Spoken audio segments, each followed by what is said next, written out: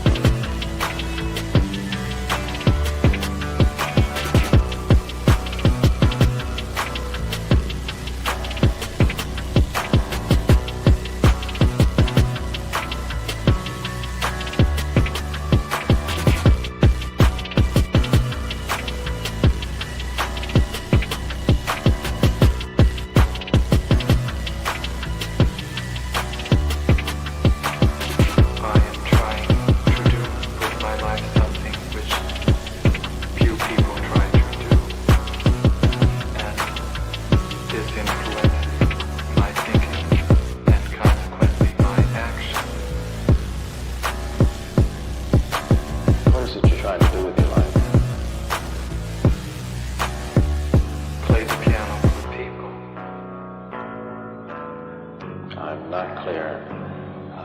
How is it that playing the piano for people has eventually resulted in your being here in the hospital?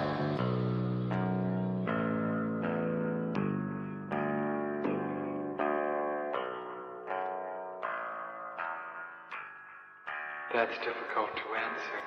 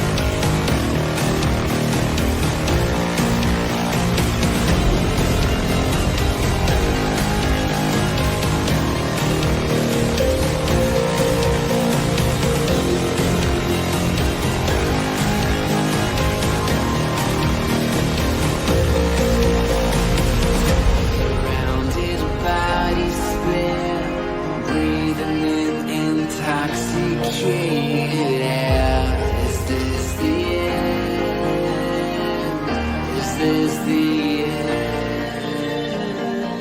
There's a noise inside my head of crying people facing death.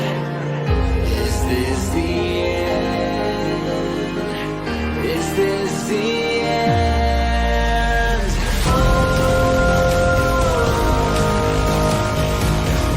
I'm burning in the stone.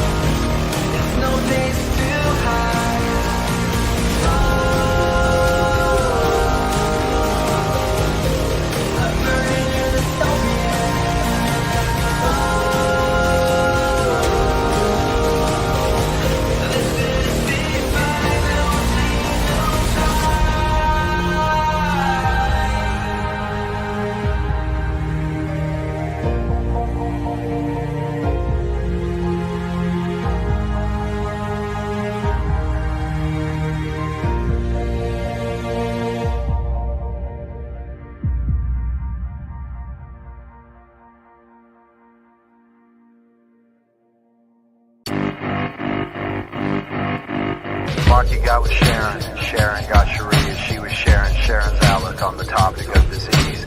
Mikey had a facial scar and Bobby was a racist. They were all in love with dying, they were doing it in Texas. Tommy played piano like a kid out in the rain, and then he lost his leg in Dallas. He was dancing with the train. They were all in love with dying, they were drinking from a fountain that was pouring like an avalanche coming down the mountain. I don't mind the sun sometimes, the images it shows. I can taste you on my lips and smell you in my clothes.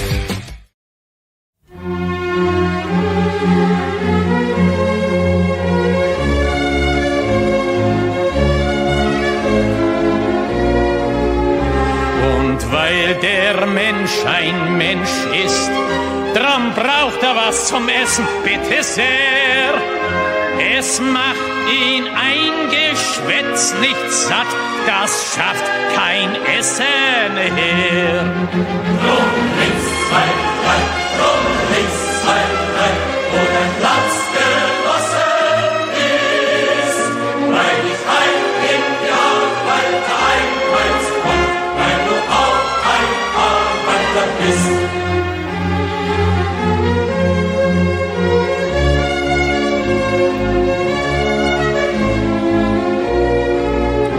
Und weil der Mensch ein Mensch ist, drum hat der Stiefel im Gesicht nicht gern.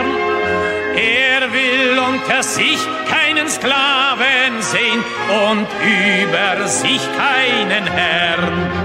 Drum links 2, 3, drum links 2, 3, und ein Platz genossen ist. Weil ich ein Genial weiter einwärts komm, weil du auch ein Arbeiter bist.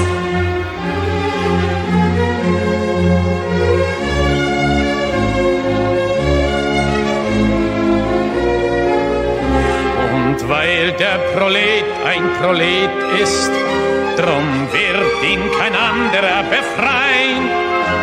Es kann die Befreiung der Arbeiter nur das Werk der Arbeiter sein. Drum links 2, 3, drum links 2, 3, und ein Platz genossen ist. Weil ich ein Genial weiter einwärts komm, weil du auch ein Arbeiter bist.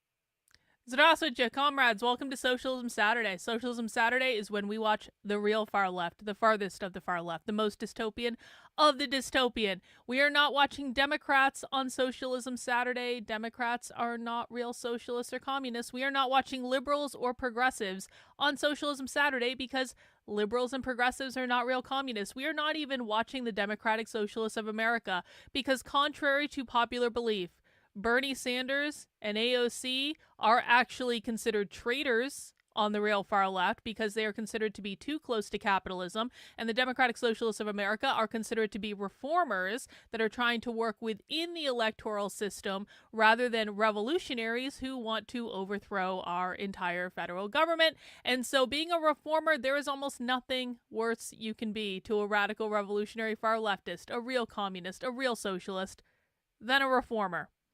They actually hate the reformers more than they hate the conservatives, I'll tell you that. And we are going to see some of those people that hate the reformers more than anyone else tonight on Socialism Saturday because we are watching we are watching the Denver Communists. Now, we love the Denver Communists for several reasons. The Denver Communists are a extremely far left radical revolutionary socialist group out in Colorado. Obviously, they're in Denver. The Denver Communists are part of the Firebrand Collective. The Firebrand Collective is a nationally, loosely affiliated group of different branches or cells all over the country. The Firebrand Collective has people in Seattle, Boston, New York. I think they have one in Miami. I think they have one in California. I think they're setting up chapters essentially all over the country. This is an affiliated but decentralized model of very far left revolutionaries all over the country that work together. Of all of those groups that I found so far, the Denver Communists produce the most content. They have a ton of videos. We have watched them many times before. And most importantly, for our purposes, the Denver Communists speak in very, very, very plain English. It is still socialist. It does still, if you've never watched socialism with us, if you've never encountered these people in real life, it might still be difficult for beginners to understand it. But on the spectrum of people who speak in plain English to the people who speak in like advanced college PhD level socialist, the Denver Communists are much more easy to understand than normal people, and sometimes their presentations are even entertaining. We watched one of their presentations last week with the Abolish the Family, the presentation about The Shining, which is one of the best Abolish the Family presentations if you have not had a chance to watch it yet. It honestly, if you want to understand why the left wants to abolish the family, last week's episode of Socialism Saturday will give you that information. It is so clear. They put it in such plain English, and that's what we like. That's what we like. We like when socialists and communists tell us exactly what they're doing in very clear, plain spoken language so that everyone can understand it. Because that's what we're doing on Socialism Saturday. We are not doing this to dunk on the libs. We are not doing this to debunk them, because debunking them will not work. The whole point of Socialism Saturday is that we take some time out of our schedule every single week to sit our butts down and listen to what the enemy is saying and trying to understand their worldview and their perspective and their strategies and their tactics and all the things they're doing to screw up our world. Because if you don't understand your enemy, you can never defeat them. So I've picked out several presentations from the Denver Communists that I would like us to watch tonight. They're all within the last couple of months, and most of them are really short. The longest one is about 40 minutes, but we're going to save that one till the end, and I think you guys are really going to like that one. We're going to start off tonight with a presentation they uploaded to their YouTube channel 5 days ago. The fight against transphobia under Trump. Okay, so that'll be a good way to start it. Then we're going to do the path to socialism requires border abolition. So as you guys know, communists and socialists, they are opposed to all borders. That means borders around your country, borders around your state, borders around your county, borders around your town, borders around your house. They want no borders. They want no private property. So immigration has been one of the things they've really been hitting Trump on. These are the same people that were targeting the ICE facilities. If people didn't hear about that, the protesters were actually going and targeting ICE facilities specifically. These are the people that are taking credit for the fact that Trump is absolutely not doing mass deportations. We have them on video taking credit for it from the other day. These people are basically saying, we fought back so aggressively against Trump and we trained all these immigrants to know their rights and we protested, we got out there, and because of us, Trump isn't doing mass deportations. We literally have them on video saying this, not this group, but a different one from a couple days ago. So immigration is one of their big issues. I want to know what they have to say about it. And then we've got some esoteric ones. We've got the Marxist principle of self-emancipation. I don't know what that is, but we're going to learn about it.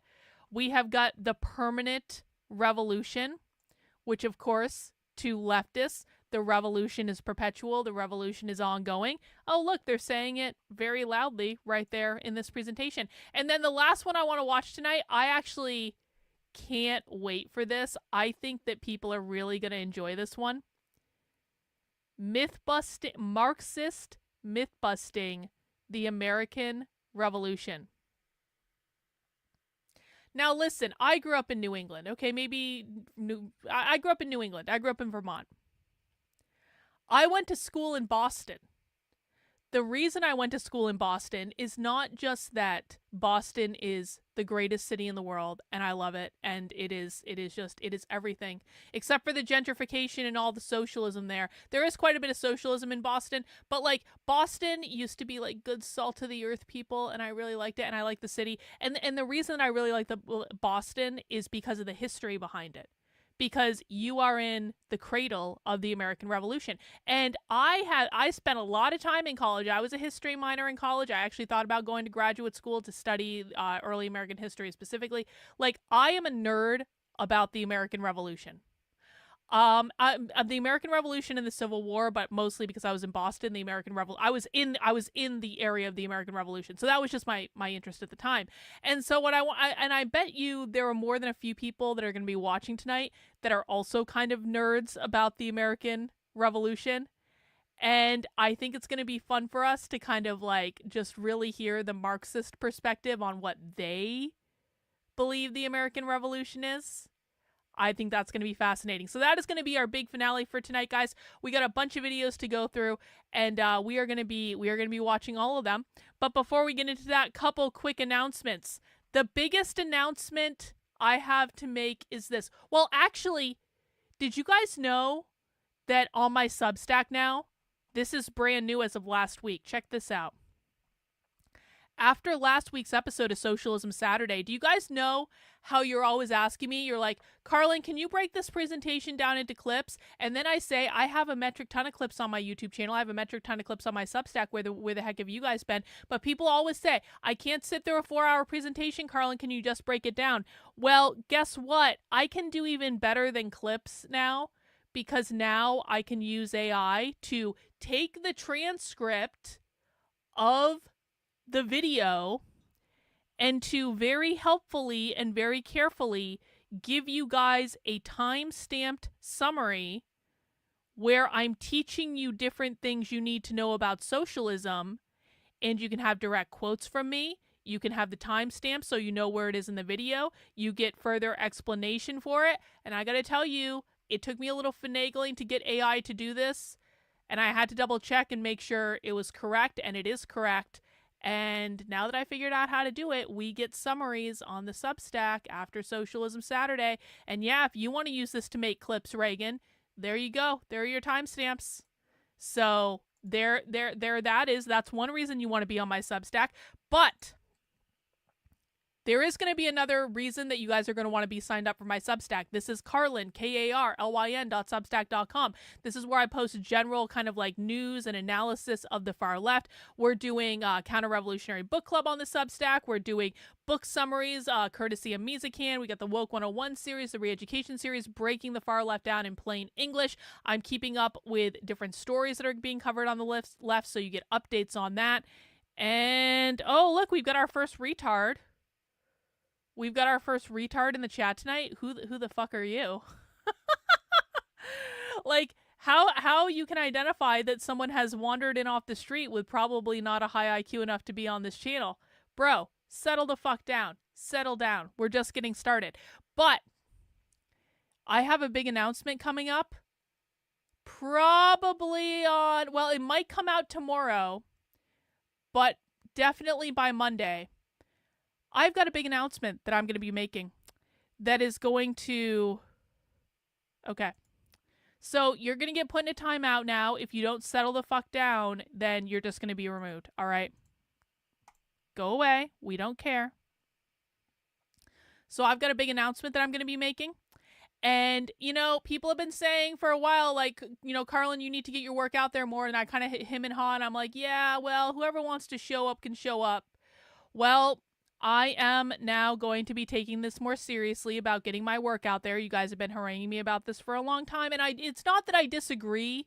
It's that I needed to be in a place where I could actually do this, okay? And so I'm going to be making an announcement that is related to the Substack, that is related to every single thing I'm doing. It is going to involve a name change for the Substack because Better Discourses is something that was a temporary kind of thing to annoy James Lindsay, honestly. And now we have won the war with James Lindsay. James Lindsay is no longer a factor. So now I can implement my larger plan, which you guys are going to find out about on Monday. And I think you're really going to like it. And I think for everyone that's like, Carlin, you create all this stuff and we don't know what to do with it. Guess what? What I'm going to be announcing brings it all together. There's always been a method to my madness, all right? You might not be able to see the method like when you're in it, honestly, but there is always a method to my madness, and you guys are going to see it this coming week, and I'm just putting the finishing touches on it right now, and it's going to bring literally everything I do under one umbrella to which everyone's going to be able to understand it, and hopefully will allow us to push this out there to more people and get more people involved, which I really think is going to be very exciting. So if you want to be the first to hear the announcements, head over to my Substack. That is Carlin, KARLYN.substack.com. Sign up for free email updates, and if you feel like supporting the work I'm doing for $8 a month, $80 a year, that would be highly appreciated because I'm 100% funded by you guys. When you support the work I'm doing, you get access to our supporter Discord where we do movie nights on Sundays and on Mondays. We're going to be watching The Wizard of Oz tomorrow night. I'm not sure what MacB is watching on Monday, but I know that Jennifer definitely wants to watch The Wizard of Oz tomorrow. She's been trying to watch it for 3 weeks. It hasn't been working out for whatever reason. And how you get access to the Discord is you wait for the weekly digest email that comes out on Sunday, which this is this week's email. I will be sending out a new one tomorrow. And when you get this email, you scroll all the way down to the bottom. And underneath this red box, when you are a paying supporter for $8 a month or $80 a year, you will find the link to the supporter Discord. You will find the Zoom links for the supporter Zoom calls that we do on Monday. You will find whatever other supporter perks you might have coming to you that week. But that is my thank you to you for supporting the work I'm doing. You get a little bit of extra access. And we really do have a good time in my community with movie nights and stuff like that. And it kind of keeps us all sane. Like, I really think we are the most sane people on the internet covering the left precisely because we do things like movie nights. We do things like writers group. There are so many creatives in my community that are actually creating things and putting them out there into the world that it's actually a really inspiring place to be. So yes, we dig into really, low energy stuff and low vibe stuff, but we also have fun together and we also just engage as human beings, and that's really cool too. So head over to the Substack, sign up for emails, be the first to hear my really, really, really, really, really big, amazingly huge announcement next week. And then we're going to move forward and it's going to be awesome. As a reminder, I do also have a couple of books out. We have out Debunking the Communist Manifesto, which is my 400-page takedown of the Communist Manifesto. This just got released. It's getting some reviews. Thank you everyone who has left a review for the book that's read it already. It is a big-ass book. Yours won't have this line through it. Mine is a proofing copy. It's a big-ass book. I wrote a textbook, basically. And it's got everything you need to debunk basically every aspect of the Communist Manifesto with sources. And so you can pick that up right now on Amazon. And as a reminder, you can also get A Brief History of Racism, which is another little mini book, little tiny baby book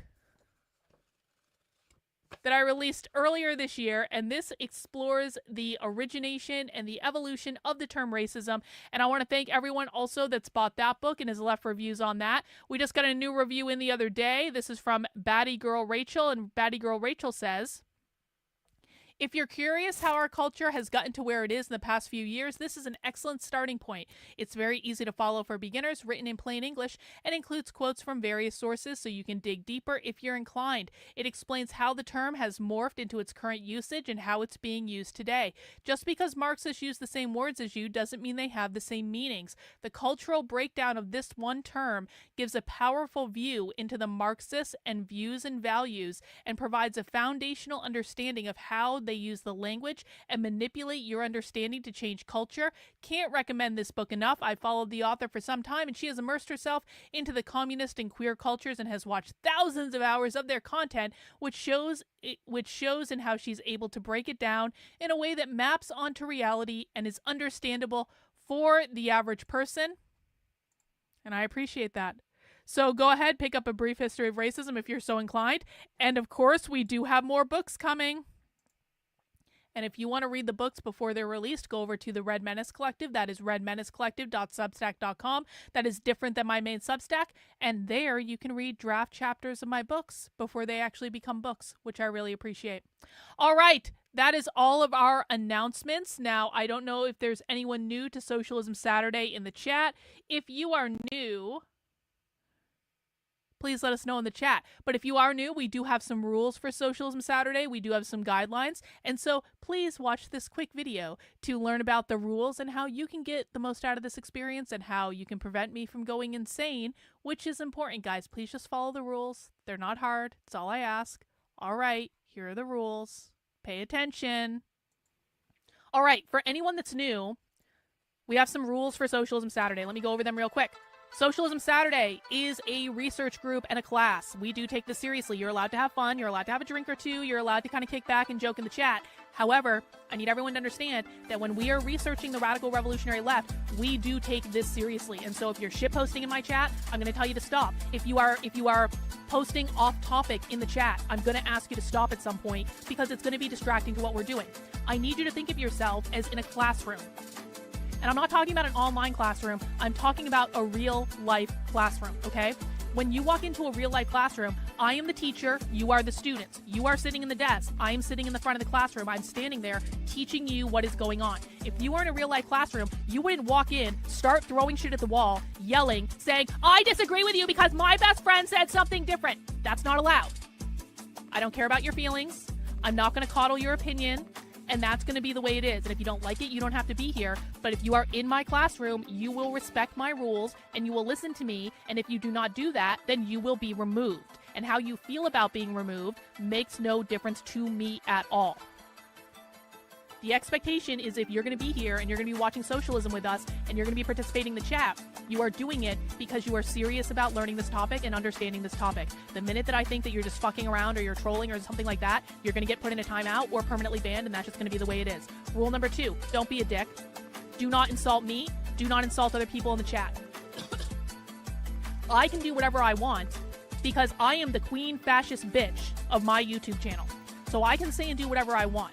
But if you don't insult me and you don't insult other people in the chat, we're not going to have a problem. So be an adult, rein that shit in. Number 3, no whining. I don't care about your feelings. I don't care if you feel personally attacked. It makes no difference to me at all. And I promise you, I care about your feelings a little bit more than the left does. So if you can't handle me, you can't handle the left. If you start whining and complaining because you don't like the rules or you think you're being treated unfairly, you can just leave, bro. There's the door. You don't have to be here. Number 4, listen. Our job here and why we do Socialism Saturday is to listen to what the left is saying, to listen to what real leftists are doing in the real world. This is not to support your confirmation bias. This is not to support any conservative bullshit narrative that you may have heard on Glenn Beck that one time. This is not to be what you want it to be. This is to engage with reality. We need to listen, we need to actively listen, and we need to understand the left better than they understand themselves. That is the purpose of this exercise, okay? As part of that, I do ask that people refrain from debunking. You do not have a single debunk in your arsenal about the left is stupid because of reasons X, Y, B, and Z, or the left is her hypocrites for reasons X, Y, B, and Z. You don't have a single debunk that we haven't heard before, okay? And every time you put energy into debunking, that is energy that you're not putting into listening. So if I see you debunking, I'm going to tell you to stop because you need to put that energy into listening instead. Lastly, break the rules of my chat or disrespect me in any way, and I'll just kick you out, and that's the way it is.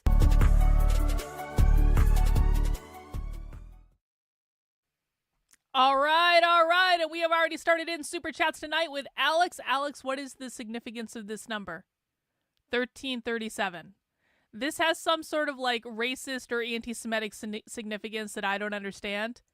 But you know what? I appreciate Alex because we do have a $100 super chat goal, which is a pretty nominal goal, I think, considering we're probably going to spend several hours on the channel watching socialism today. I'm going to break it down for you the best that I can. If you guys appreciate the work I'm doing, please keep in mind that you guys make it possible for me to do this. So if you like what I'm saying, if you're learning from what I'm saying, throw in a $5 super chat, $10 super chat. Make sure I can continue to do this for you guys because I am funded by you guys, and that's why all I have to do is show up and show you the receipts and tell you the truth and break it down and make it easy to understand because I don't have any political benefactors, and that's just the way it goes.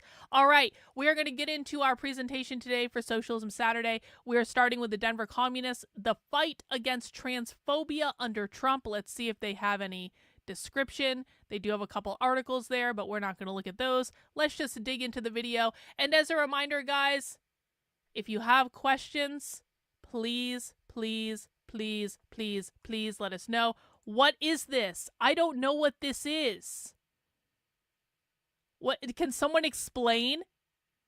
I have absolutely no idea what this means. Should I chat GPT it? Am I going to be pissed off at you guys? Oh, you told me? It's a way of calling me elite.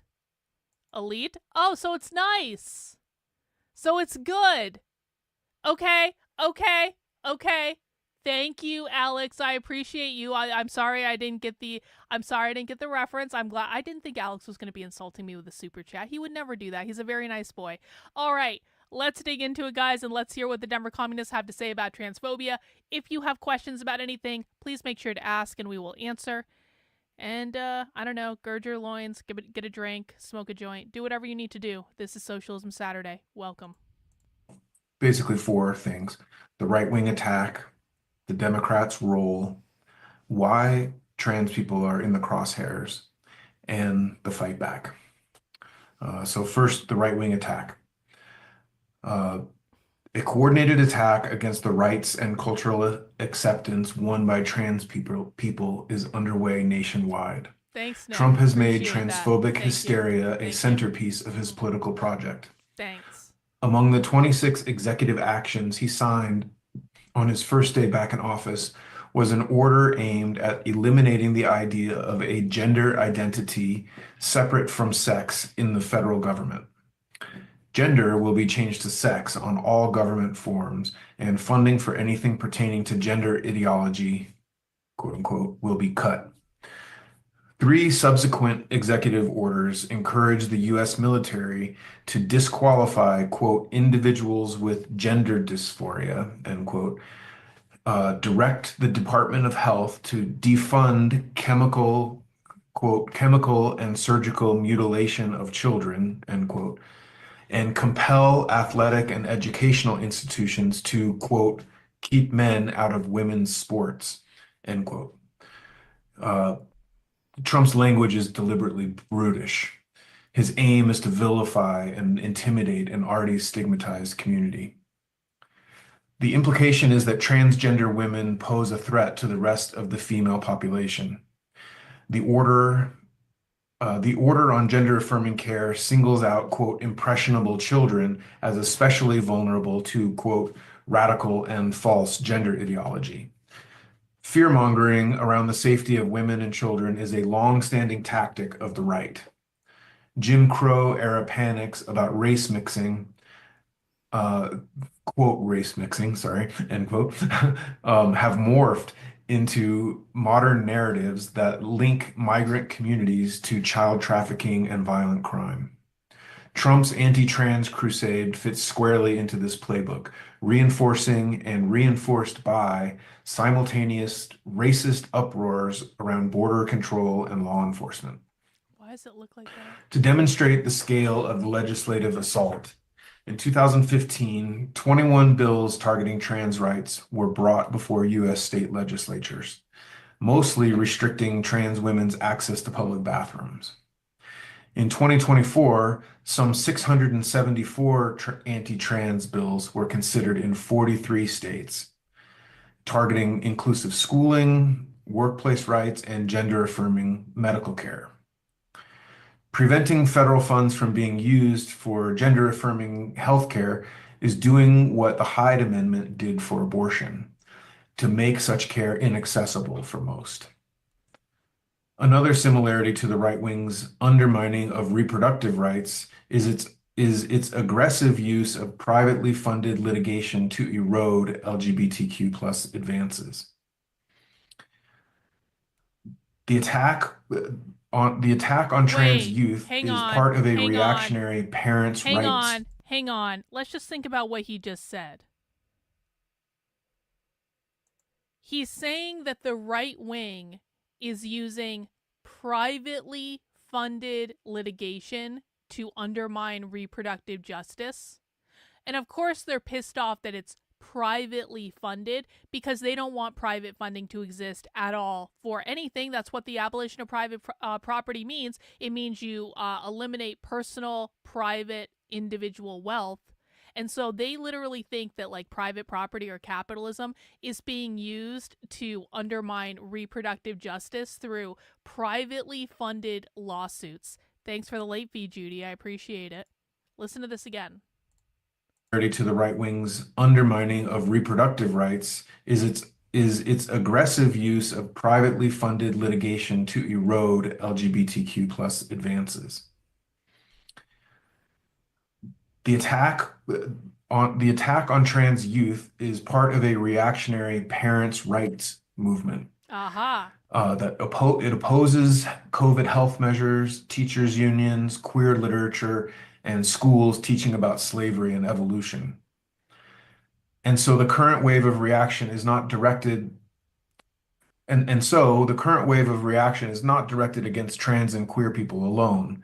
It includes the overturning of Roe v. Wade, the racist attack on, quote, critical race theory, the demonization of immigrants, and the tough on crime backlash against the George Floyd rebellion. The people who hate queer people, mock trans kids, and call drag queens groomers are generally the same ones who want border walls and more police gunning down Black people in the streets. We need to understand these connections and grasp them at the root. The right wing weaves together all manner of regressive ideas in the left understands how all of these different things are woven together. When I try to tell people the left wants to abolish capitalism, when they say whiteness, it's about capitalism. When they say gender, it's about capitalism. When they say environmental justice, it's about capitalism. When they say borders, it's about capitalism. When they say Palestine, it's about capitalism. When they say queer, it's about capitalism. When they say abortion, it's about capitalism. When they say abolish the police, it's about capitalism. All of these things are interconnected because they all contribute to the cultural model of capitalism that the left wants to abolish. So when the left is saying all of these attacks from the right wing, from the racist attacks on critical race theory to the misogynist attacks on abortion to this, to that, or to the other, they're all interrelated. The left understands that these things are interrelated from their perspective. They may, like, I'm not making the argument that I agree with them. I'm making the argument that they know deliberately what they are doing. The right does not understand this. They don't understand it at all. They think that critical race theory is completely separate from gender ideology, is completely separate from climate change, is completely separate from abolish the police, is completely separate from reproductive justice, is completely separate from trans and queer and kids in school. They think that all these issues are separate. They are not separate. They literally all come from the same place. The origin point for all of these ideas is the left's desire to abolish capitalism, and then they attack capitalism from multiple different directions. No, it's not. No, it's not. This is another lie that conservatives tell, and I don't blame you specifically because you've probably been misinformed. These people that we're watching, these are radical revolutionary socialists. They are not the same as the WEF. These are two completely different groups. Every time you guys conflate these groups, you allow them to win because you don't know who your real enemy is. These people hate the WEF. They are not working with the WEF. They are not an arm of the WEF. There's no fucking conspiracy theory in which those two things are connected. These people regularly denounce that stuff. The WEF are Malthusians. They are not radical revolutionary socialists. Yeah, because conservatives can't see the forest through the trees. That's right. The right doesn't understand that they use language to manipulate and not to convey information. They keep talking to them literally because they can't wrap their heads around what's being said. Let's listen again. I want you to hear the left say this because people say to me all the time, they say, Carlin, does the left really understand this is all about capitalism? Yes. The left understands this. It's the right that doesn't. Advances.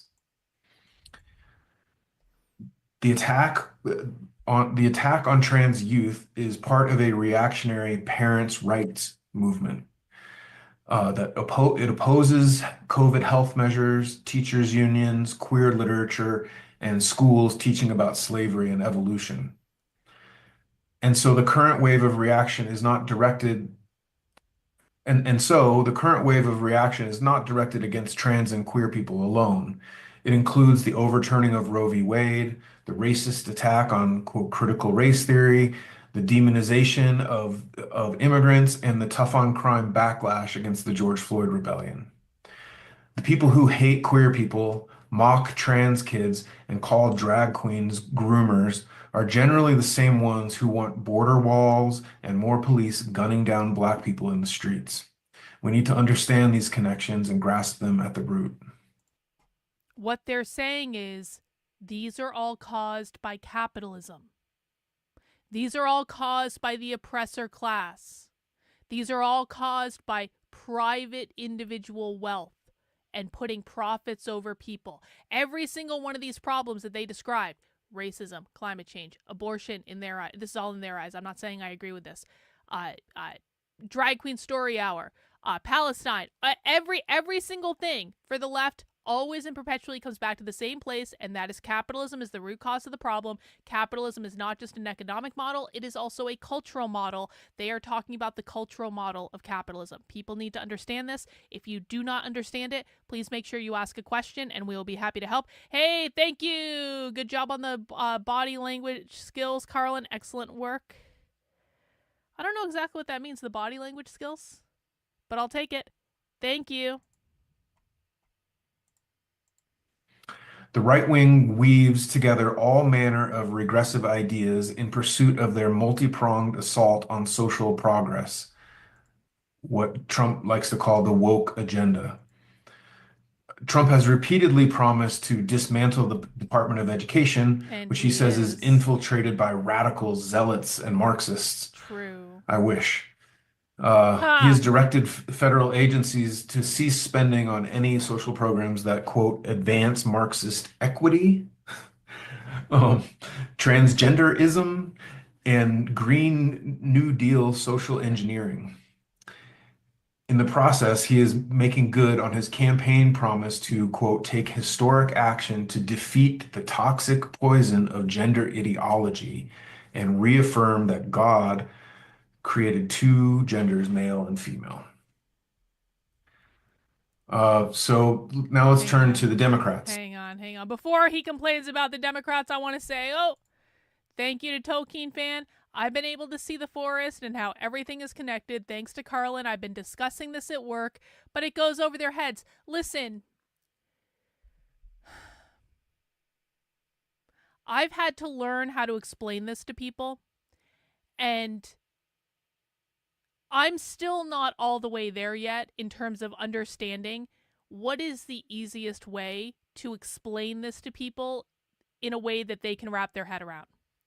I think I've done a fairly good job. I think my breakdowns are about as plain English as they can get, but there is some barrier that most people have with really being able to understand this concept, and I don't know if I can make the language simpler or if I just need to keep beating the drum and screaming a lot louder, that you need to actually see what's going on.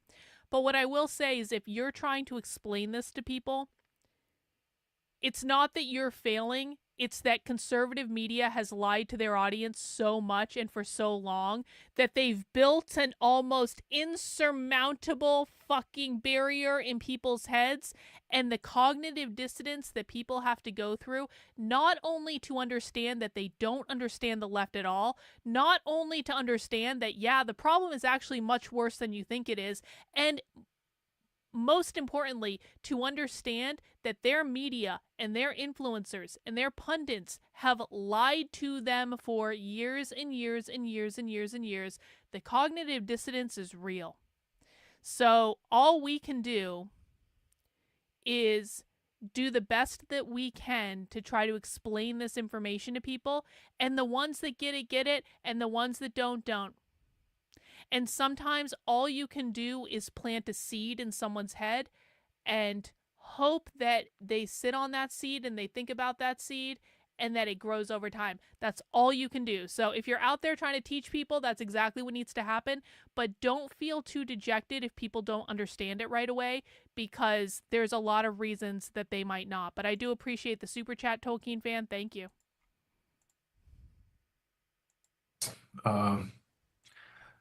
Or both. Both the Republicans and Democrats use trans people as pawns in their electoral games. Oh, you don't say. Republicans want to appeal to their bigoted religious voter base, and for fear of appearing too radical, Democrats have shied away from proposing legislation to protect trans children. This follows another well-known pattern, or trans people in general. This follows another well-known pattern. Democrats stalled on and actively worked against marriage equality too. It wasn't until the bans on same-sex marriage were finally struck down that they unfurled the rainbow flag. Rights granted by fickle so-called allies can be snatched right back. A month before his term ended, Biden signed a National Defense Authorization Act that included a provision barring the military's healthcare programs from providing gender-affirming care to transgender youth. Many House and Senate Democrats voted for the Transphobic Act, and the Democrat-controlled Senate even refused to allow a vote on removing the discriminatory provision. Biden also removed a proposed rule that extended Title IX protections to transgender student athletes. In both cases, the lame duck president advanced Trump's transphobic agenda and signaled that the Democratic Party would not fight it. Just before the presidential election, Kamala Harris was asked whether she believed that trans people should have access to gender-affirming care. Rather than a full-throated yes, she said only that she would, quote, follow the law. And as Attorney General of California, Harris represented the Department of Corrections in its attempt to block gender-affirming surgery for a transgender woman held in a men's prison. And finally, in November, the Republican Speaker of the House, Mike Johnson, introduced a rule for Congress that banned trans people from using bathrooms consistent with their gender identity. The first openly transgender member of Congress, Democratic Representative Sarah McBride of Delaware, said she would comply with the rule and any other discriminatory rules that might follow. She showed that even transgender Democrats cannot be counted on to fight for trans rights. Isn't that interesting? Now, first off, the Denver communists are really kind of showing us that they probably aren't queer Marxists, or at least not this one. There's no doubt in my mind that queer Marxists do exist within the ranks of the Denver communists, but I don't think this guy specifically is queer, because he's saying things in regards to gay marriage that that queer Marxists don't support gay marriage at all. And so we can't assume that this guy is queer, but that doesn't mean he would shy away from talking about these issues, because these issues would still be something that would be interesting to communists to talk about. But my bigger point is, he's pissed off that the trans Democrat is capitulating and isn't fighting. Isn't that interesting? Remember, guys, communists are not Democrats. Communists do not like Democrats. Communists do not vote for Democrats. No matter how many times people on Twitter complain and go, Kamala Harris is a communist, Democrats are it actually doesn't make it true. It's a big-ass lie. And you hear that when you hear actual communists say, we don't support the Democratic trans person capitulating to Mike Johnson's demands. Listen again. That banned trans people from using bathrooms consistent with their gender identity. The first openly transgender member of Congress, Democratic Representative Sarah McBride of Delaware, said she would comply with the rule and any other discriminatory rules that might follow. She showed that even transgender Democrats cannot be counted on to fight for trans rights. Transgender Democrats can't be counted on to fight for transgender rights because they believe that Sarah McBride bent the knee and capitulated to the bourgeois oppressors by agreeing not to use the women's bathroom in the Capitol. This tells you what they think of the Democratic Party. They don't like them. So why are trans people in the crosshairs? The right's justifications for their assault on trans rights ring as hollow as their branding of themselves as pro-life. Transgender people pose no threat to society. Gender-affirming medical care saves lives. Trans people are vastly more likely to be victims of perpetrators of assault. Trans people are vastly more likely to be victims than perpetrators of assault. And the mental health of trans people vastly improves if they are allowed to live their authentic lives. The real reason for the assault is bigotry. But bigotry doesn't come out of nowhere. It emerges from systemic arrangements of power and serves a definite purpose. Say capitalism. Capitalism breeds bigotry and depends on it to function.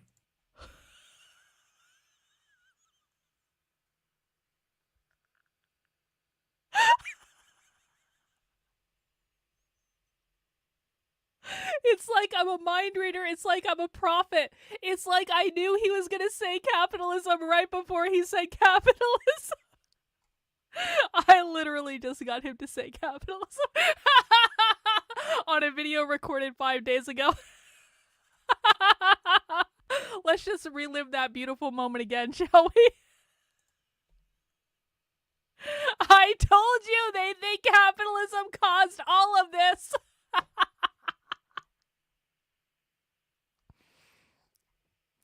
Yep, I willpowered that to happen. I did.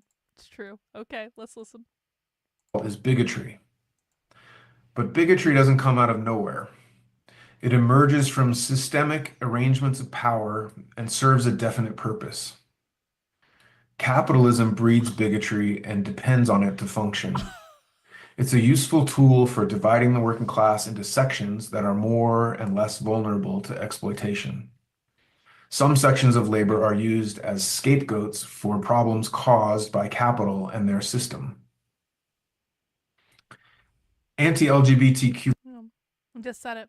Capitalism causes all the problems. Capitalism is what's causing anti-trans hatred. Maria, thank you for the super chat. Sarah McBride seeks individual power within the system more than she wants to take the whole system down. Just to be equal to everyone, that's her sin. That's exactly right. That is exactly right.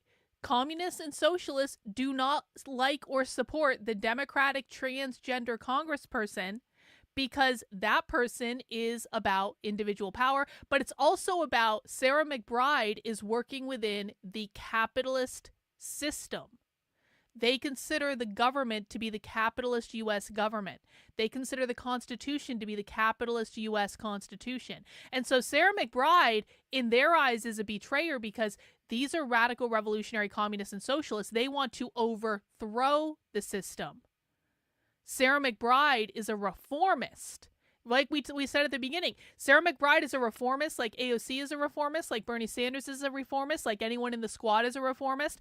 And these are the people who are trying to work within the system to make incremental change. Maybe they have this idea of a post-capitalist world someday, but they are considered to be a traitor to the revolutionaries because the revolutionaries don't want to reform the system. The revolutionaries want to overthrow the system. Thank you, though, Maria. And thank you to Gayla for Psychic Powers. Gayla, where have you been? We've missed you, Gayla. Let's just listen to that one more time because I just think it's so beautiful. It's so beautiful that they're saying directly that capitalism is the system that's causing the anti-trans bigotry in their eyes. Yes, you did, Maria. You got something right. Thank you. The real reason for the assault is bigotry. But bigotry doesn't come out of nowhere. It emerges from systemic arrangements of power and serves a definite purpose. When they say systemic arrangements of power, they mean capitalism. This is how I knew he was going to use the word capitalism, because that's literally what they mean when they say systemic arrangements of power. When they say systemic anything, the system is capitalism. Systemic racism, the system that upholds racism, the system is capitalism. Anything systemic is going to be related back to capitalism because they believe that capitalism is what literally founded the country. Everything the country has been built on capitalism. Okay, last time I'm going to make you listen to it. I promise. I promise. They're allowed to live their authentic lives. The real reason for the assault is bigotry. But bigotry doesn't come out of nowhere. It emerges from systemic arrangements of power and serves a definite purpose. Capitalism breeds bigotry and depends on it to function. It's a useful tool for dividing the working class into sections that are more and less vulnerable to exploitation. Some sections of labor are used as scapegoats for problems caused by capital and their system. Anti-LGBTQ+ bigotry in particular is useful for disciplining workers to conform to the suffocating cages of cisnormativity and heterosexuality. Capitalism has come to depend on gendered boundaries as a way of reproducing the laborer. Wait. Anyone who watched the Abolish the Family content from this week should know what he just said. We've watched a couple Abolish the Family things this week, okay? Listen to what he just said. Mizakan, you're about to love this. Suffocating cages equals normativity. That's exactly right. Yes, they just said so. They're talking about social reproduction theory. Listen. Gendered boundaries as a way of reproducing. Actually, I need to go back a little bit more. Cages of cisnormativity and heterosexuality. Capitalism has come to depend on gendered boundaries as a way of reproducing the laborer. Capitalism has come to depend on gendered boundaries as a way of reproducing the laborer. That is a reference to social reproduction theory. What they mean is capitalism created the gender binary. The gender binary put men in the workplace where they had all the power and all the money, put women in the home where they did the unpaid labor of raising the next generation of proletarian workers. Those are the children. Within the nuclear family, they believe capitalism created the hierarchy where men are on top, women are oppressed. This is also called the patriarchy. They believe that women do the reproductive labor of producing the future oppressed class under capitalism, and this is a boundary created by the socially constructed category of gender.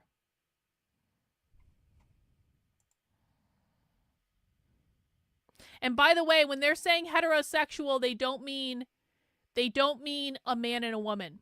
I know that might sound crazy. What they mean is normal, essentially.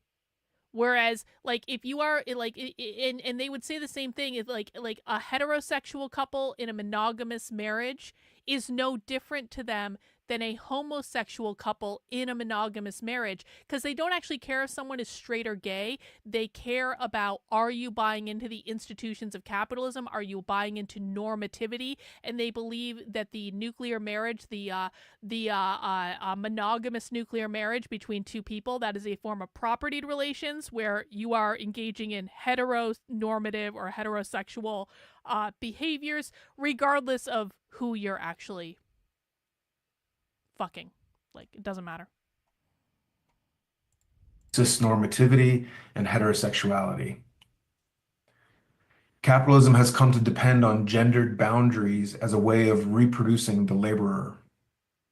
The boss's profits are earned in part from the unpaid labor of social reproduction, Bing! childcare, housework, elderly care, and maintaining the social infrastructure necessary for the reproduction and replenishment of the workforce. I am a prophet. This work, predominantly performed by women, is essential for maintaining the workforce and reproducing the capitalist system. Women having children in the nuclear household is essential for maintaining the workforce and thus maintaining the capitalist system. And of course, women doing this unpaid labor, they're doing it for free. Women are basically paying to feed capitalism, is what they're saying. One more time. This is a great definition of social reproduction theory for people who are new to the concept. Capitalism has come to depend on gendered boundaries as a way of reproducing the laborer. The boss's profits are earned in part from the unpaid labor of social reproduction, childcare, housework, elderly care, and maintaining the social infrastructure necessary for the reproduction and replenishment of the workforce. This work, predominantly performed by women, is essential for maintaining the workforce and reproducing the capitalist system. Transgender people do pose a threat to the capitalist social order, however. Their very existence demonstrates the social construction of gender and the fiction of gender essentialism. Wow. Trans people undermine the real, quote, gender ideology, religious and faux scientific ideas that coagulated around the ruling class need for unpaid feminized labor. Wait. So doesn't that sound a lot like the argument Judith Butler's been making lately? Judith Butler has been running around the country doing this PR tour saying, gender scholars aren't really dangerous. We don't want to abolish gender. And Judith Butler has been advancing this idea, and some other people have been advancing it too. It's not just her. But Judith Butler has been advancing this idea that it is really the right that is anti-gender because they're anti-gender ideology. Didn't the Denver communists just kind of say the same thing? Isn't that interesting? Let's listen to that again. I'm pretty sure he basically just said the right is the real anti-gender faction. And that seems to be very similar to what Judith Butler's saying. People do pose a threat to the capitalist social order, however. Their very existence demonstrates the social construction of gender and the fiction of gender essentialism. Trans people undermine the real, quote, gender ideology, religious and faux scientific ideas that coagulated around the ruling class need for unpaid feminized labor. Additionally, transphobic ideas and policies often result in family rejection and push trans people into what Marx called the reserve army of labor, the and the underemployed. Well, are you a communist? Because that's exactly what I've been explaining to people. Are you a communist? Let me know. Trans people are disproportionately burdened with job precarity, poverty, and homelessness, in addition to violence. As refugees from the cis heteronormative nuclear family, trans people are materially interested in fighting for care that goes beyond kinship networks. This threatens the hegemony of the family by establishing rights to care that could embolden the rest of the working class. Ending the threat posed by family rejection, in other words, Yes, are you a communist? I don't recognize you. So you came into my chat and the first thing you said is stop reproducing the labor force and you stop capitalism. So that's correct. I just am trying to figure out, did you learn that from me or are you a communist? Because I don't recognize you. Maybe you've been here before. I don't recognize you. So if you're not either way is fine. I don't really. Okay, so you're not a communist. All right. Well, welcome. And you know what? Well, they know that that's not actually a joke though. That's not this is the problem. This is not actually a joke. This is what the left believes. You literally, this is why I thought you were a communist. You literally just summarized explicitly what the left believes. So, stop reproducing the labor force and you stop capitalism? Yeah. That's what the left believes. It's not a joke. That's real. That's real. Well, welcome.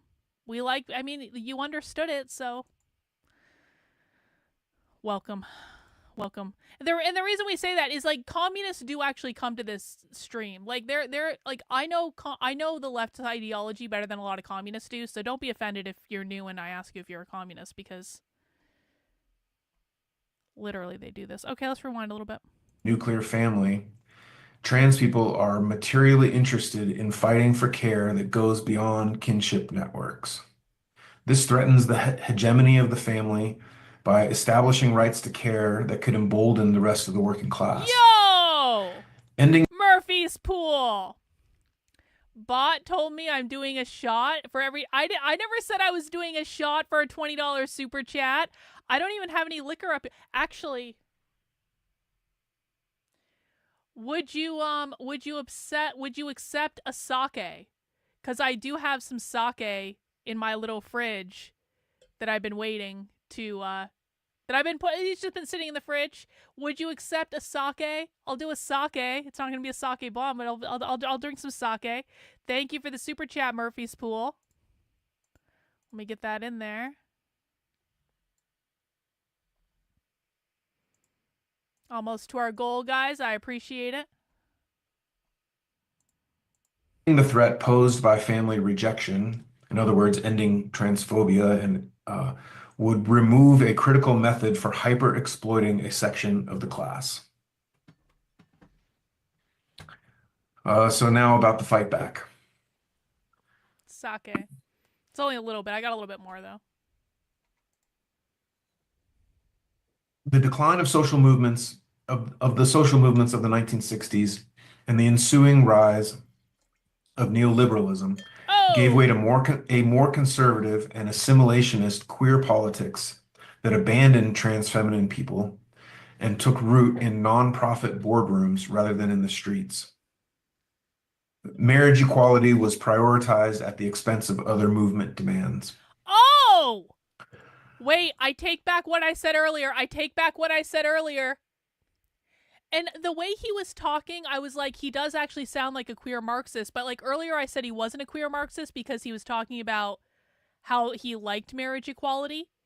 But now he's starting to say marriage equality took priority over all other things, which is exactly the arguments that queer Marxists made in the 2000s when they were arguing against gay marriage. That took me off guard. Look, he's actually talking about it. The rise of social movements in the 60s. I've been saying, I think the origination of queer as an anti-capitalist term started in the 60s. And he's kind of saying the same thing.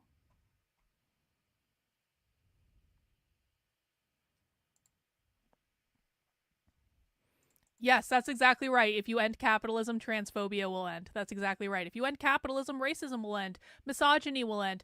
Climate change will end. All the world's problems will end, according to these people, if you just stop capitalism. That's it. It's all that's required. Gave way to a more conservative and assimilationist queer politics that abandoned trans feminine people and took root in nonprofit boardrooms rather than in the streets. Marriage equality was prioritized at the expense of other movement demands. So the role of revolutionary socialists is to oppose the state and the right, to push desires for liberal reforms into revolutionary desires for trans liberation beyond the bourgeois state. Wow. And to encourage an independent fighting left. Victories result from struggle. As Frederick Douglass said, power concedes nothing without a demand. The ruling class only offers concessions when they assess the relationship of social forces and determine they have no other choice. In 2020, nationwide demonstrations were held for Black trans lives, surprising many with the turnout of thousands of protesters. Shortly afterward, the conservative Supreme Court made its ruling in Bostock v. Clayton County, determining that employment discrimination against trans people was illegal. This is the sort of political activity that will lead to real change, a massive protest movement independent of both capitalist parties that can fight for and win demands regardless of the administration. Well, that's saying the quiet part out loud, isn't it? They don't want people involved in either parties. They want to create a massive fuck-off protest movement. Trans liberation depends on them breaking free of both parties. Let's rewind. So the role of revolutionary socialists is to oppose the state and the right, to push desires for liberal reforms into revolutionary desires for trans liberation beyond the bourgeois state, and to encourage an independent fighting left. Victories result from struggle. As Frederick Douglass said, power concedes nothing without a demand. The ruling class only offers concessions when they assess the relationship of social forces and determine they have no other choice. In 2020, nationwide demonstrations were held for Black trans lives, surprising many with the turnout of thousands of protesters. Shortly afterward, the conservative Supreme Court made its ruling in Bostock v. Clayton County, determining that employment discrimination against trans people was illegal. This is the sort of political activity that will lead to real change, a massive protest movement independent of both capitalist parties that can fight for and win demands regardless of the administration. Trans people are a tiny minority, but have natural allies in all who must sell their labor power to survive. Instead of tying trans liberation struggle to the more liberal bosses party, it should be built through solidarity with workers and other oppressed groups. Likewise, solidarity with trans people must be cultivated. If the entire working class understands the struggle for trans liberation as their business, it stands a fighting chance. We can fight back and win with emancipatory. Hang on. Mizakan says there's a difference between reproducing the labor force and reproducing people. They aren't against birth and population growth. That's very, very true. Our new friend, and I have no idea how to pronounce your name, bro, so I'm just going to call you SP until you tell me how to pronounce your name. From what I can tell, they seem to be neutral on that point. They are not neutral on that point. That's not true. But a lot of ideas and policies they put forward seem to at least imply or result in a lower birth rate. No. No. No. They do not want, they don't really care about the birth rate. It's not something they ever talk about. If you want to know what's important to people, listen for the things that they don't talk about. They don't talk about degrowth. They don't talk about eugenics. They don't talk about population control. They talk about, what they talk about is abolishing parental rights, but that doesn't mean they don't want kids. They talk about abortion, but that doesn't mean they're killing all their kids. Most of the time, what you're not hearing when you think that they want degrowth and population control is you're not hearing that socialists have whole daycare programs set up at their meetings. Socialists have entire childcare programs. Socialists have a well-built-out library of socialist books and games and puzzles and activities for kids. They're not against people having kids. They're not against growing the population. They're not against this stuff at all. They are against doing it in a way that supports the current capitalist system. This is why they want to abolish the nuclear family. This is why they want to queer relationships and have polyamory be the rule. This is why they want to get rid of parental rights so that the kids belong to everyone. This is why they are, so in favor of the public schools, because they're trying to collectivize all public education so they can control the kids. Like, they don't actually care if people have kids. They care if the kids are being raised in a way that will support a socialist society or not. That's what they actually care about. Yeah, again, and this is another confusion because these are radical revolutionary socialists, and as Mizakan is pointing out, radical revolutionary socialists are not the same as WEF Malthusian fascists. These are two completely different groups. Yeah, that's not helpful at all. I'm sorry, that's just not that I'm gonna call him SP. That's not helpful at all. I'm not trying to be a dick. I just don't know how to say that. Anti-assimilationist gender politics, and a strategy of organizing united fronts around demands that materially improve trans lives. More resources, more freedom, more inclusion. Though LGBTQ plus rights must be actively fought for and urgently defended, in the long run, we can't vote or reform away gender and sexual oppression. It runs too deep. Trans liberation is not possible under capitalism. The diverse and beautiful varieties of gender expression. Trans liberation is not possible under capitalism. It's almost like they say it so clearly. It runs too deep. Trans liberation is not possible under capitalism. The diverse and beautiful varieties of gender expression and sexuality that make people whole will only flower to their fullest under socialism. To achieve this, we must build a militant mass movement of the exploited and oppressed with the ultimate goal of seizing political and economic power from the capitalist class. The alternative is grim. Socialism or barbarism. It's not just a catchy slogan, it's a reality close at hand. Thank you, comrades. Comrades! And this, folks, is why we love the Denver Communists, because the Denver Communists always and perpetually say the quiet part out loud, and they say it clearly, and they say it in no uncertain terms. Thank you, Denver Communists, yet again, for telling us that trans liberation requires the abolition of capitalism, which we know, because we've already heard you guys say it a million times. But normies don't know that because they have no idea how trans and queer and all this stuff is related to capitalism, because they don't listen to me and they don't come to Socialism Saturday. But if you do come to Socialism Saturday, you know all this stuff and are smarter than most people. And so let's continue with our Denver Communist Marathon for tonight, guys. Next, we're going to be moving into a discussion on the border.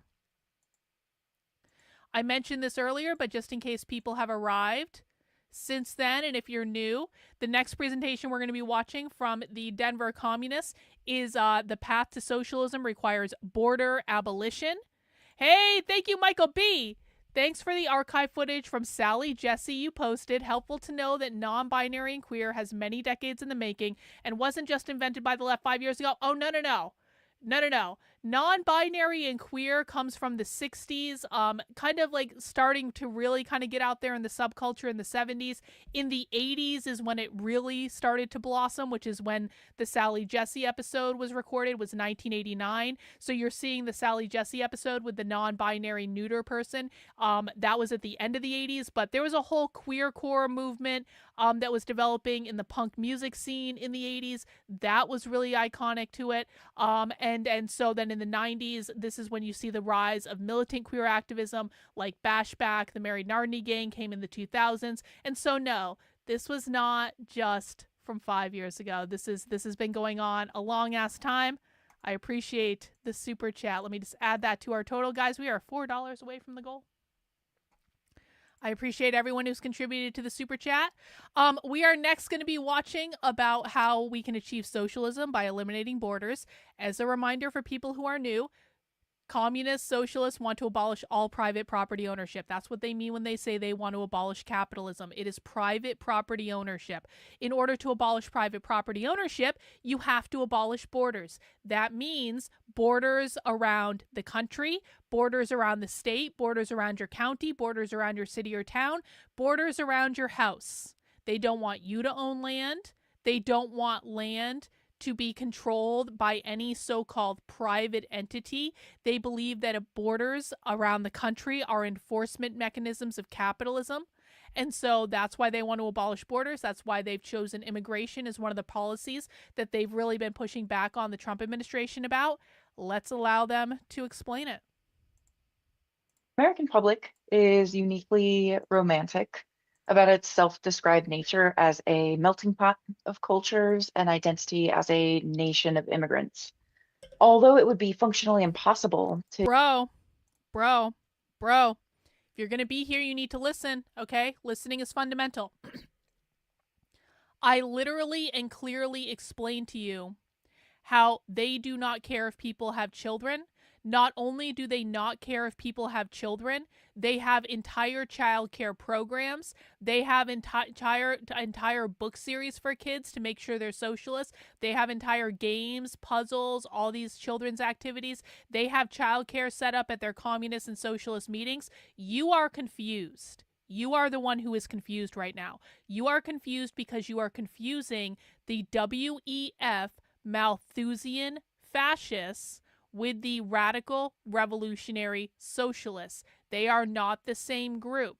What you're talking about is the WEF Malthusian fascists, not the radical revolutionary socialists. We are watching the radical revolutionary socialists.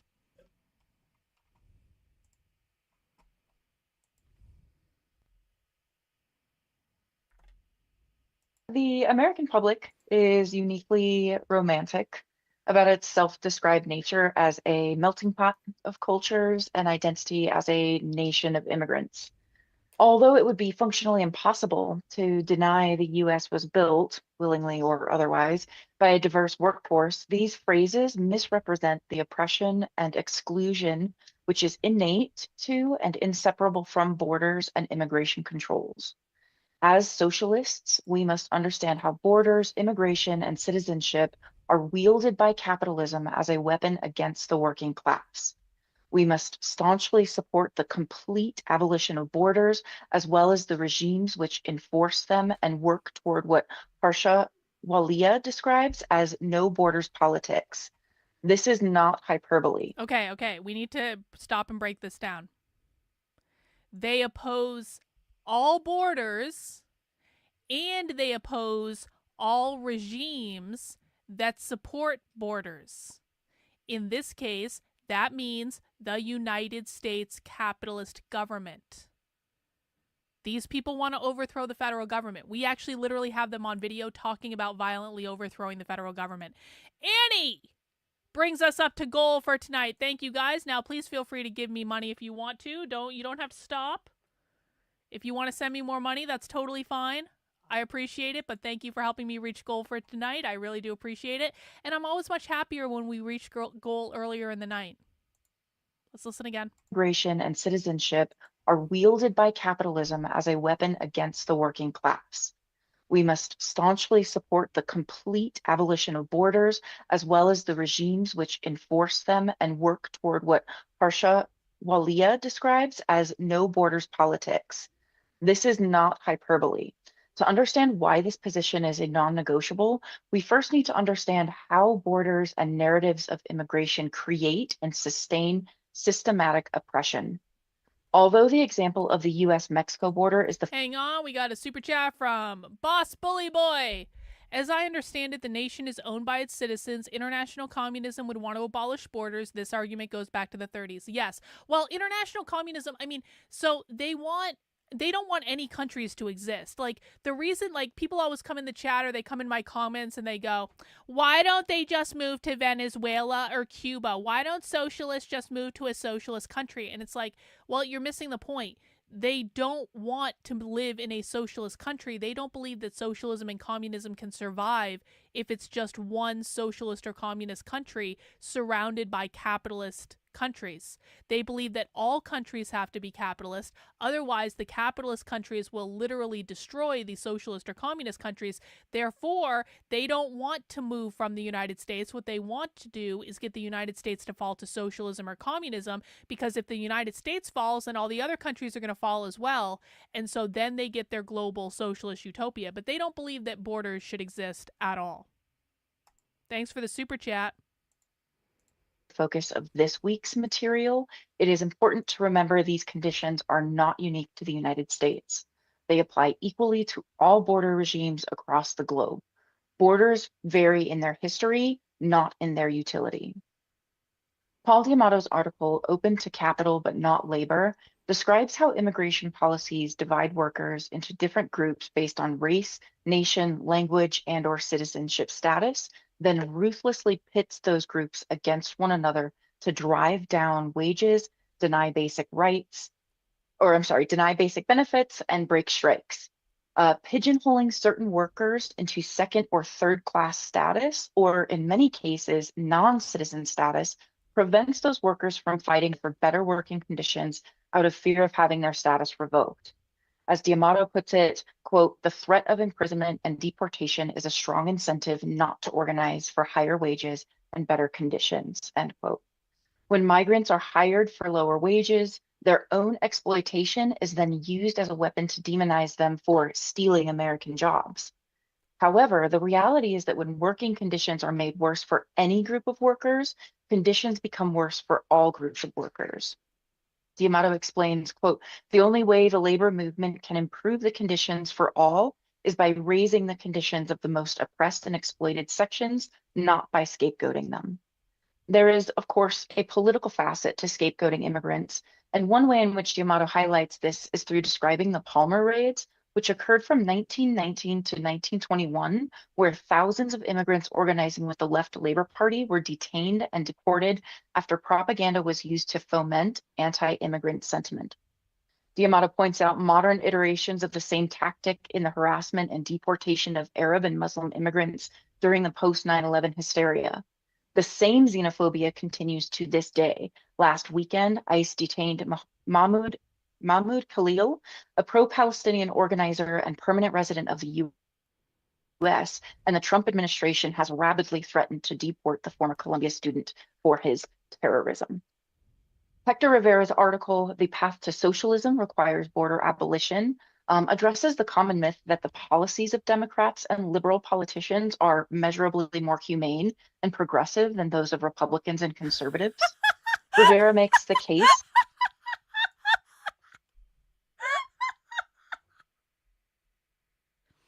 The socialists are making the argument that the Democrats are no different than the Republicans when it comes to the border. I love it.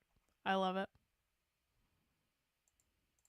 That Biden's immigration policy largely mirrored Trump's policy and resulted in continued deportations, abuses at detention centers, denials of asylum and refuge, and violence at the border. The author also describes Biden's immigration proposal, the U.S. Citizenship Act of 2021, as similar to other guest worker programs that amount to indentured servitude. As Rivera writes, quote, "For all their supposed differences, the Republicans and Democrats are ruling class parties committed to enforcement-only immigration policies that safeguard the interests of U.S. imperialism," end quote. Rivera also dives into the history of U.S. citizenship and immigration law to showcase discrimination and exclusion are inherent to its nature, beginning with the explicitly racist Naturalization Act of 1790, which provided citizens. Wait. Are they the Naturalization Act of 1790 was racist? This is what I mean when I say that socialists and communists believe that the United States was founded on systemic oppression via capitalism. That's why they want to destroy everything.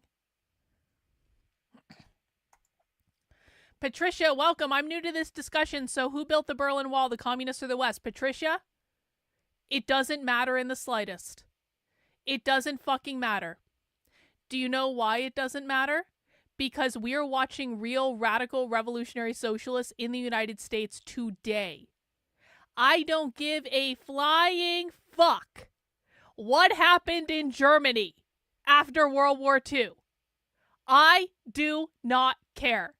That is not what we're talking about. Now, there are a great many people on YouTube that will delve into the history of this stuff if that's the direction that you want to take. What we are doing, though, is listening to real socialists and communists in the United States today to find out what they're doing today. That is the goal of this. So stick around if that's something you want. If you want to talk about history, go somewhere else. Let's listen to this again. Denials of asylum and refuge and violence at the border. The author also describes Biden's immigration proposal, the U.S. Citizenship Act of 2021, as similar to other guest worker programs that amount to indentured servitude. As Rivera writes, Quote, for all their supposed differences, the Republicans and Democrats are ruling class parties committed to enforcement-only immigration policies that safeguard the interests of U.S. imperialism, end quote. Rivera also dives into the history of U.S. citizenship and immigration law to showcase discrimination and exclusion are inherent to its nature, beginning with the explicitly racist Naturalization Act of 1790, which provided citizenship to, quote, any alien being a free white person, end quote.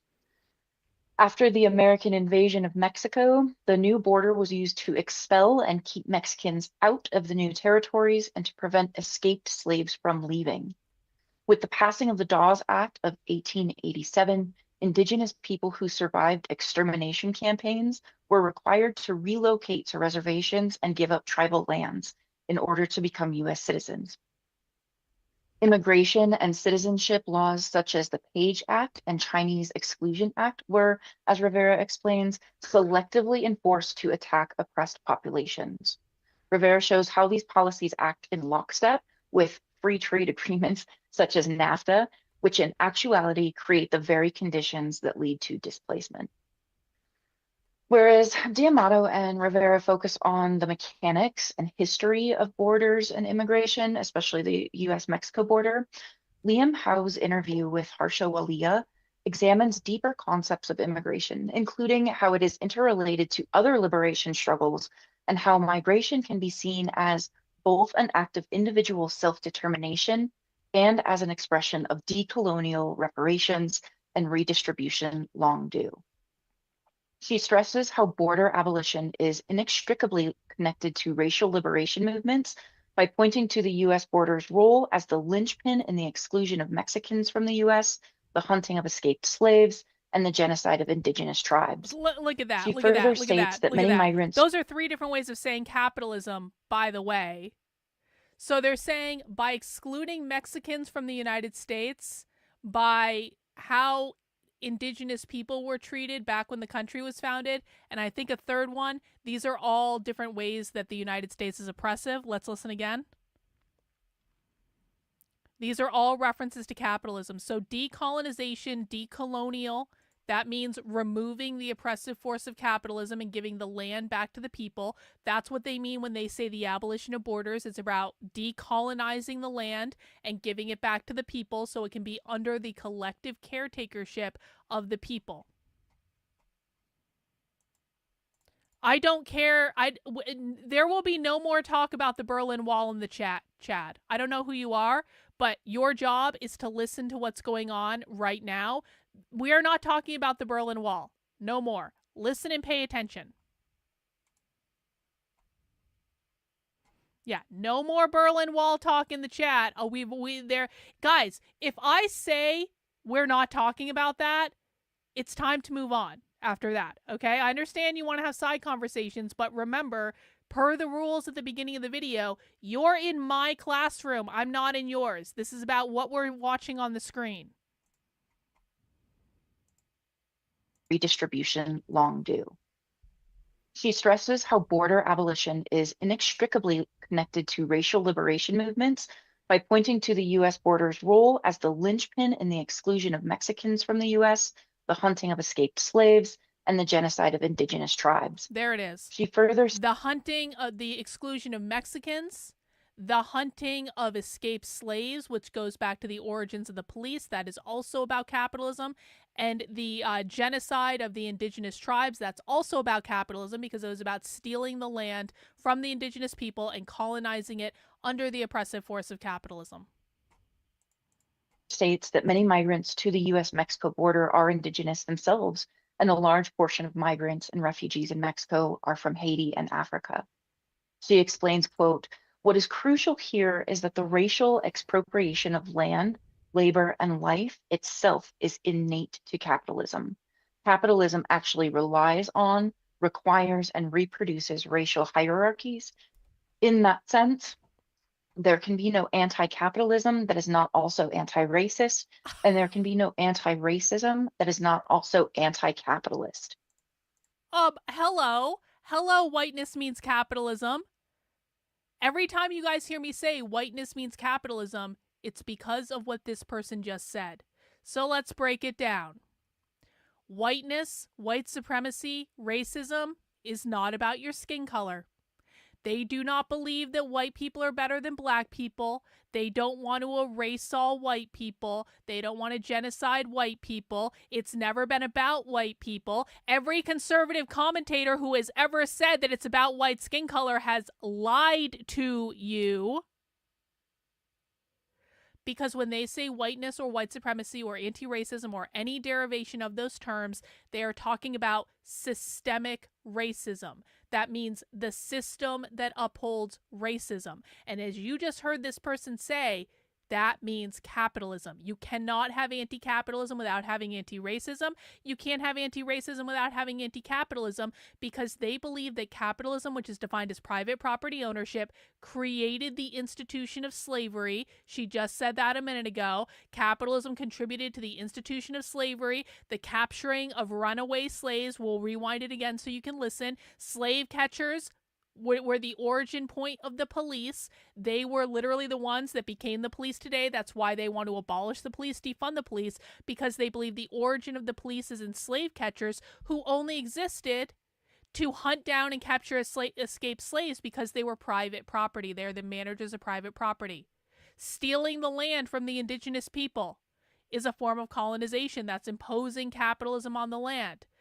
Having a border along the Mexico border is an example of capitalism because it is excluding Mexicans from coming into the land. It privatizes the land of the U.S. All of these issues are fundamentally related back to capitalism, but the most important one for the moment is that race, it's not about skin color, it's about the system, and they believe that you cannot fix racism or solve racism in America until you abolish capitalism, because capitalism will always fundamentally create racism in their worldview. Let's listen to that again. And you guys can just tell me if you have questions. Abolition is inextricably connected to racial liberation movements by pointing to the U.S. border's role as the linchpin in the exclusion of Mexicans from the U.S., the hunting of escaped slaves, and the genocide of indigenous tribes. She further states that many migrants to the U.S.-Mexico border are indigenous themselves, and a large portion of migrants and refugees in Mexico are from Haiti and Africa. She explains, quote, "What is crucial here is that the racial expropriation of land, labor, and life itself is innate to capitalism. Capitalism actually relies on, requires, and reproduces racial hierarchies. In that sense, there can be no anti-capitalism that is not also anti-racist, and there can be no anti-racism that is not also anti-capitalist." All right. Mizakan in the chat says, whiteness means white on the inside, which means adherence to normativity or norms that uphold the systems of capitalism. If you guys are new and you don't understand that, you need to ask a question. Feel free to leave a chat asking a question, leave a comment later asking a question. But if you do not understand this, if you're confused about why racism is not about skin color, we can explain it to you and break it down, but you need to be the ones to tell us that you're confused, okay? Otherwise, we're moving on. Reframes the conversation as a displacement and immobility crisis instead of the common border or migrant crisis, which shifts the focus of examining. Indigenous, Chad says, define indigenous Native Americans, or the original tribes that lived on the land. It honestly doesn't really matter. What they mean is the people who, when they say indigenous, what they mean is the tribes that collectivized the land, that viewed the land under the collective caretakership before it was stolen from them and privatized under capitalism. So Native Americans effectively for the United States. To the causes of displacement and inability to move freely. She states framing the issue as a border or migrant crisis is a pretext to shore up further border securitization and repressive practices of detention and deportation. Whenever the state claims a crisis, its responses end up in the service to the state. Walia also expresses that the current framing of a migrant or border crisis implies the U.S. is the victim of this crisis instead of its designer. She rejects national leftist movements that hold the position that the form of the nation state can guard against the ills of globalized neoliberal capitalism. Because, quote, and this one is quite long, but quote, capitalism requires labor to be constantly segmented and differentiated, whether Chad, it doesn't matter at all. It doesn't matter at all. So I need you to ask a more, like, what point are you trying to get at? Because quite frankly, I feel like you're trying to walk me into a trap of some sort, and I don't like that. So can you just tell me what your ultimate question is? Because this doesn't make a difference at all. So just cut to the chase. Don't fuck around. Just ask the question you want to ask. they're across race, gender, ability, caste, or citizenship. These stratifications cheapen labor because there is no such thing as cheap labor. The conditions of capitalism and other forms of manufactured vulnerability create cheapened labor. Lack of full and permanent immigration status is key to creating tools of hyper-exploitable cheapened labor. Borders are not intended to exclude all people or to deport all people, but to create conditions of deportability, which in turn increases social and labor precarity. End quote. The solution to this, Walia continues, is to fight for the rights of all workers, including and especially migrant workers, to have legal status, rights to organize and unionize, and rights to labor and safety protections. As is often the case, the reality of immigration is complex and nuanced. Despite this, our stance as socialists is simple and clear. No one is illegal. Understanding how integral borders are to the functioning of capitalism means our position can be nothing less than the abolition of them entirely. We must adhere to no borders politics and work toward dismantling borders as well as the oppressive systems which necessitate them. And the oppressive systems that necessitate borders is, of course, capitalism. And they say that capitalism means our position can be nothing less than abolition. Listen again. To have legal status, rights to organize and unionize, and rights to labor and safety protections. As is often the case, the reality of immigration is complex and nuanced. Despite this, our stance as socialists is simple and clear. No one is illegal.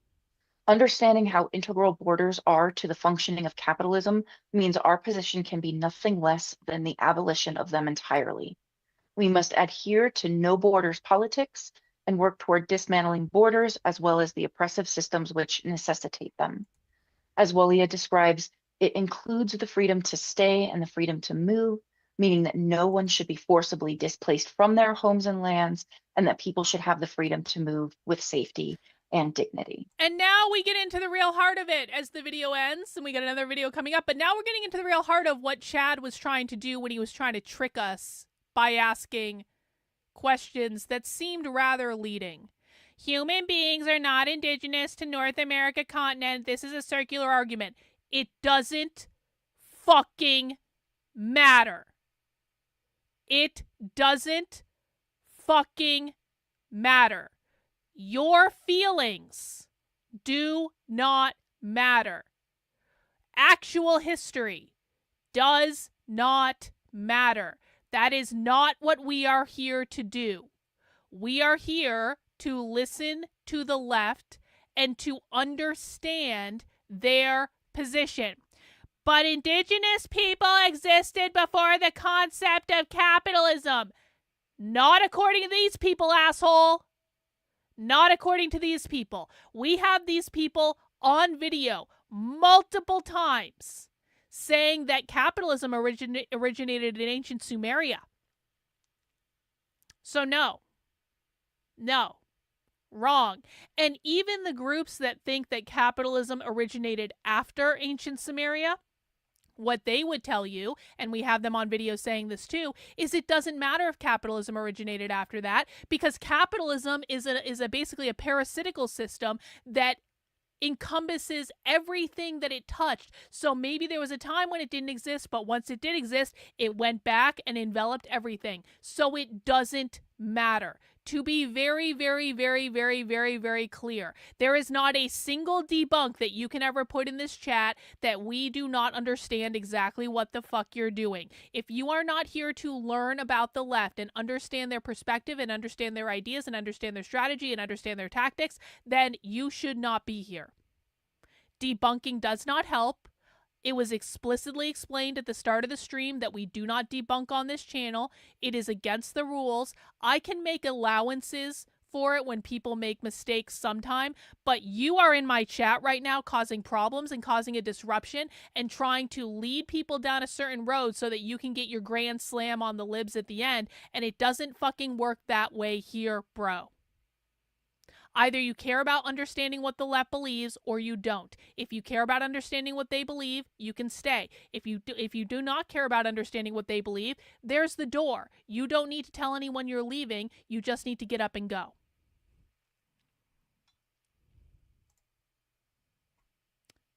With that, let's move on to our third video, shall we? Let us move on to our third video. We are watching the Denver Communist tonight, guys. This is Socialism Saturday. Please make sure you have mounted the like button if you have not already. This is a video from about a month ago called The Marxist Principle of Self-Emancipation. There's no description, so we'll just jump in and we'll see what this is about.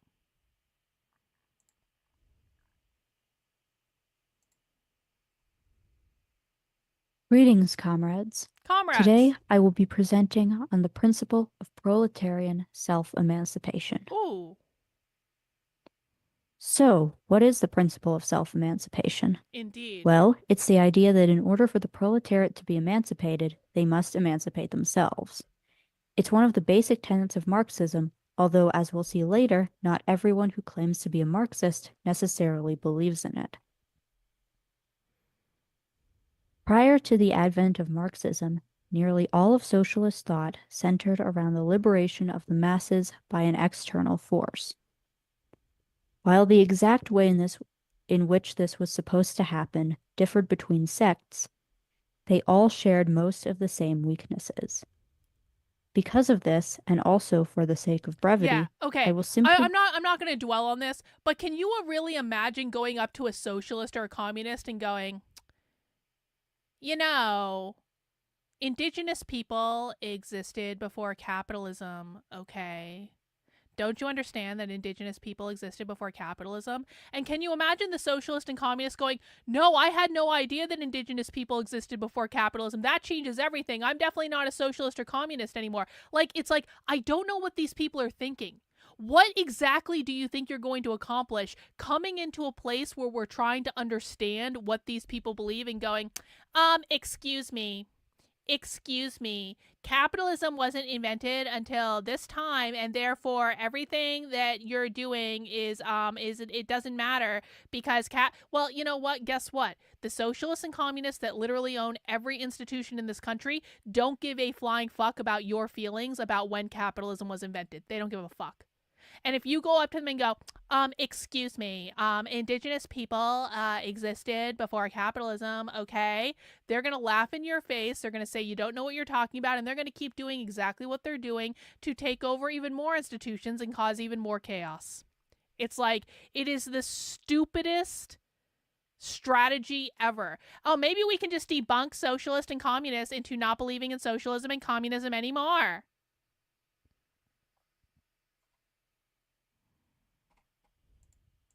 Be referring to this cluster of ideologies as elitist socialism for the rest of this presentation. Even today, most people who call themselves leftists believe in some form of elitist socialism. Democratic socialists, for example, believe in voting unaccountable electeds into power so that they may bring about socialism from above. See? Meanwhile, most Stalinists reject the concept of democracy altogether in favor of rule by a single, quote, communist party.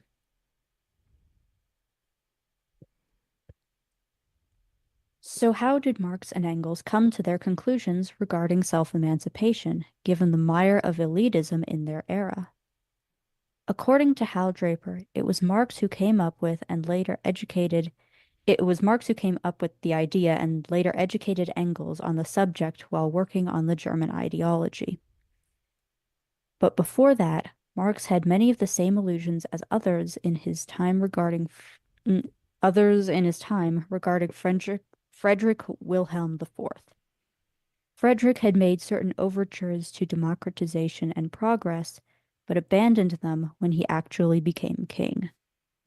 This was a common practice among crown princes at the time and continues to exist with rulers like Mohammed bin Salman of Saudi Arabia.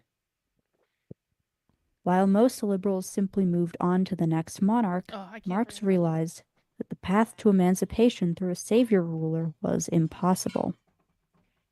He also realized that pursuing an academic career would mean capitulating to the monarchy since they had significant sway over the academic sphere.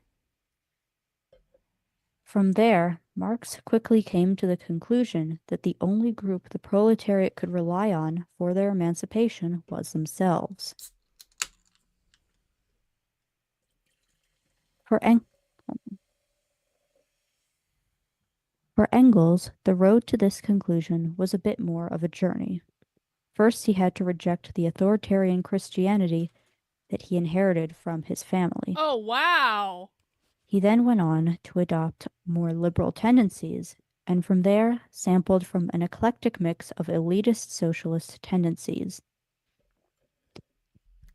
One of the contributions to this mix was Pierre-Joseph Proudhon, from whom Engels inherited the idea that all democracy was a sham. In combination with Moses Hess's idea of philosophical communism, Engels believed that in place of a government, there should be an administration whose members are appointed by an educated upper class. However, he eventually came around after Marx corrected him during their collaboration on the German ideology.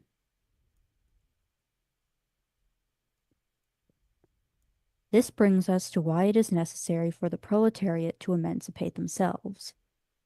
For one, the ruling class has no reason to give the proletariat anything without coercion. This is true whether we are talking about capitalists, bureaucrats, or a philosophical elite. Most elitist socialists believe that the ruling classes will be kept in check by an agreed-upon moral code.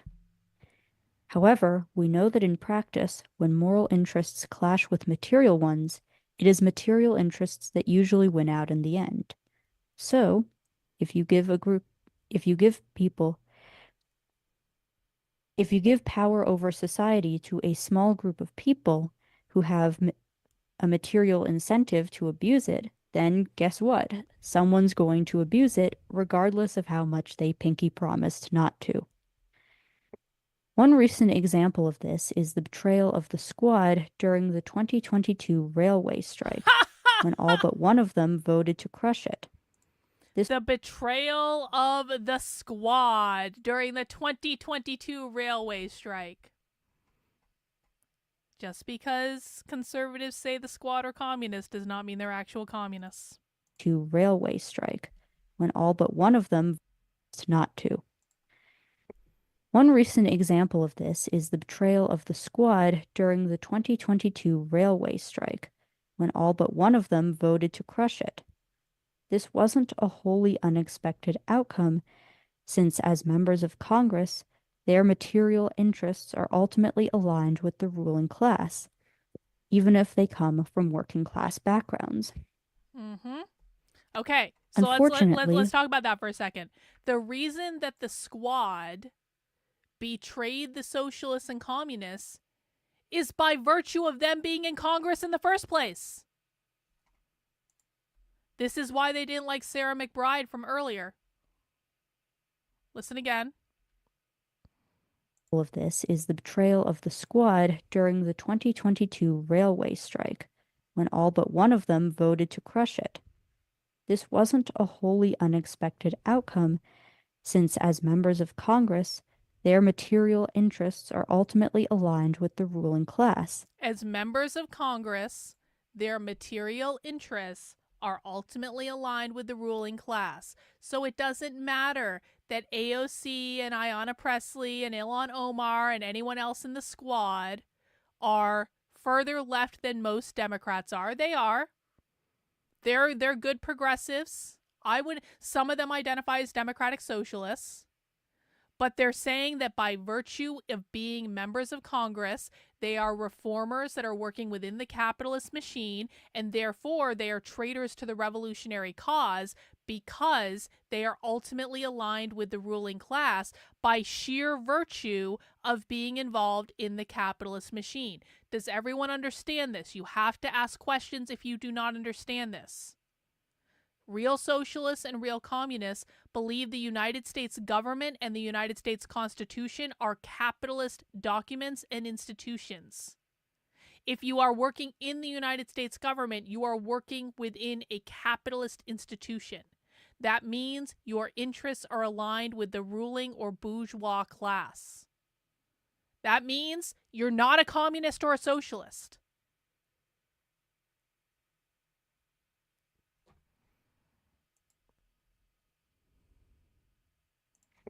One recent example of this is the betrayal of the squad during the 2022 railway strike, when all but one of them voted to crush it.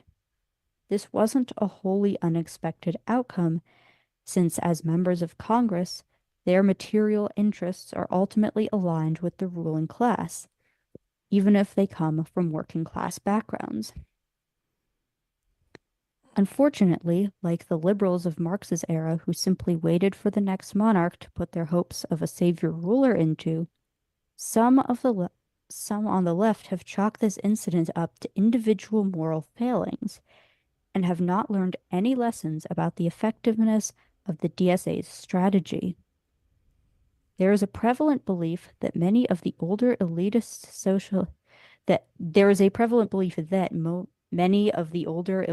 socialist tendencies share with many modern liberals, that being that it is a worthwhile endeavor to convince capitalists to simply be less exploitive. They argue that because some capitalists are able to run supposedly values-based businesses, conditions like the ones in Amazon's warehouses, are simply the result of individual greed. However, one of the core aspects of capitalism is that capitalists are constantly in competition with each other over who can most effectively extract surplus value from workers.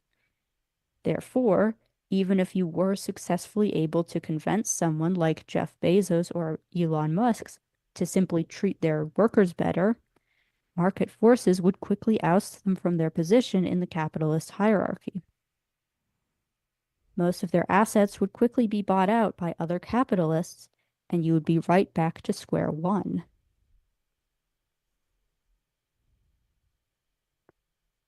Okay, so we've established that it's necessary to oust the ruling class in order for the proletariat to be emancipated. However, this is only one part of the battle, since it's also necessary to prepare the proletariat to rule themselves. Throughout history, the dominant ideology in society has always been the ideology of the ruling class. Many tendencies that capitalist ideology claims are attributable to human nature are actually the result of living your entire life in an environment that constantly reinforces capitalist ideals. Many of the skills that are necessary one part of the battle, since it's also necessary to prepare the proletariat to rule themselves.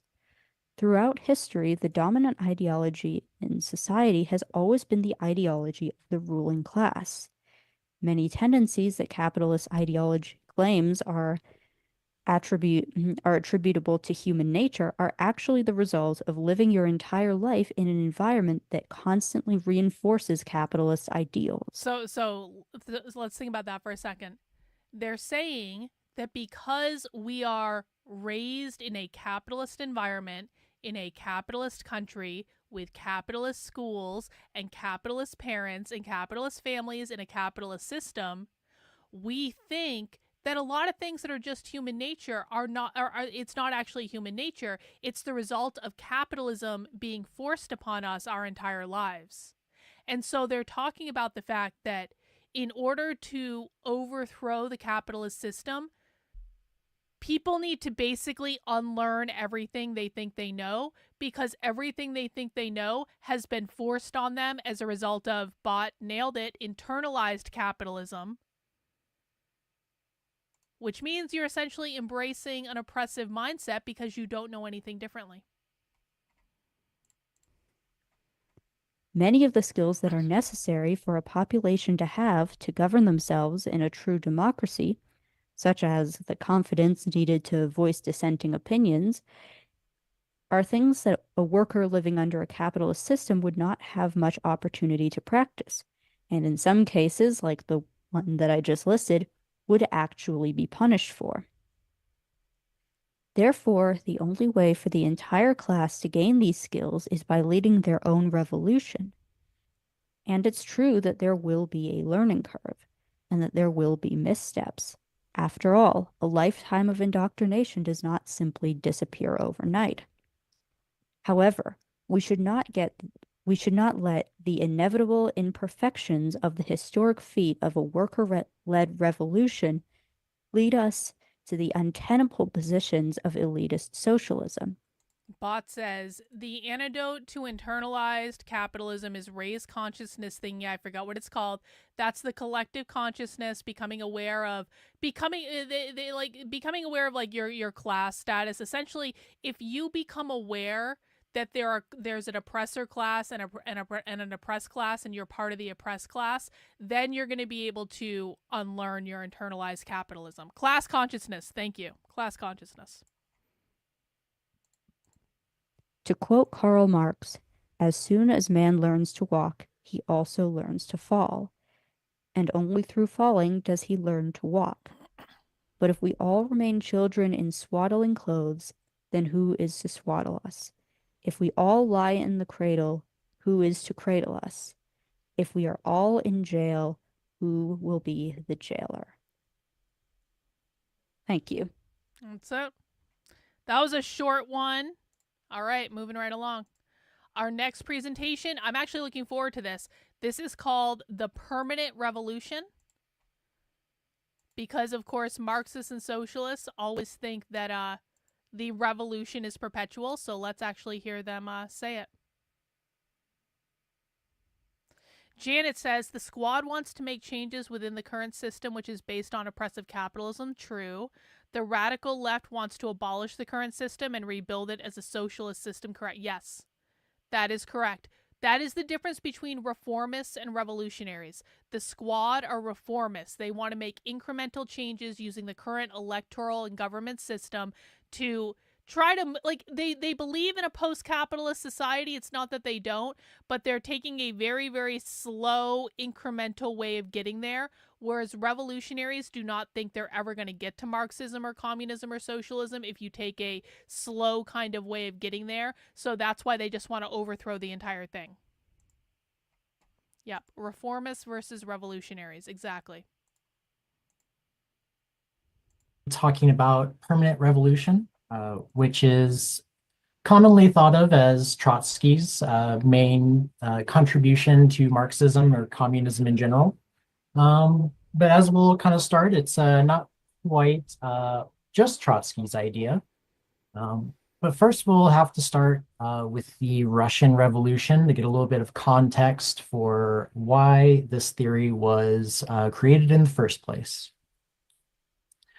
So going back to the French Revolution, which happened during the late 1700s, Karl Marx observed how the business class was able to do away with the feudalist monarchy, ushering in a new wave of productive forces. This bounded French society forward in establishing representative democracy and land reform. During this time, there was an emergence of a large urban working class, walking hand in hand with a powerful bourgeois class, in many cases. Workers did much of the fighting to break away from feudalism,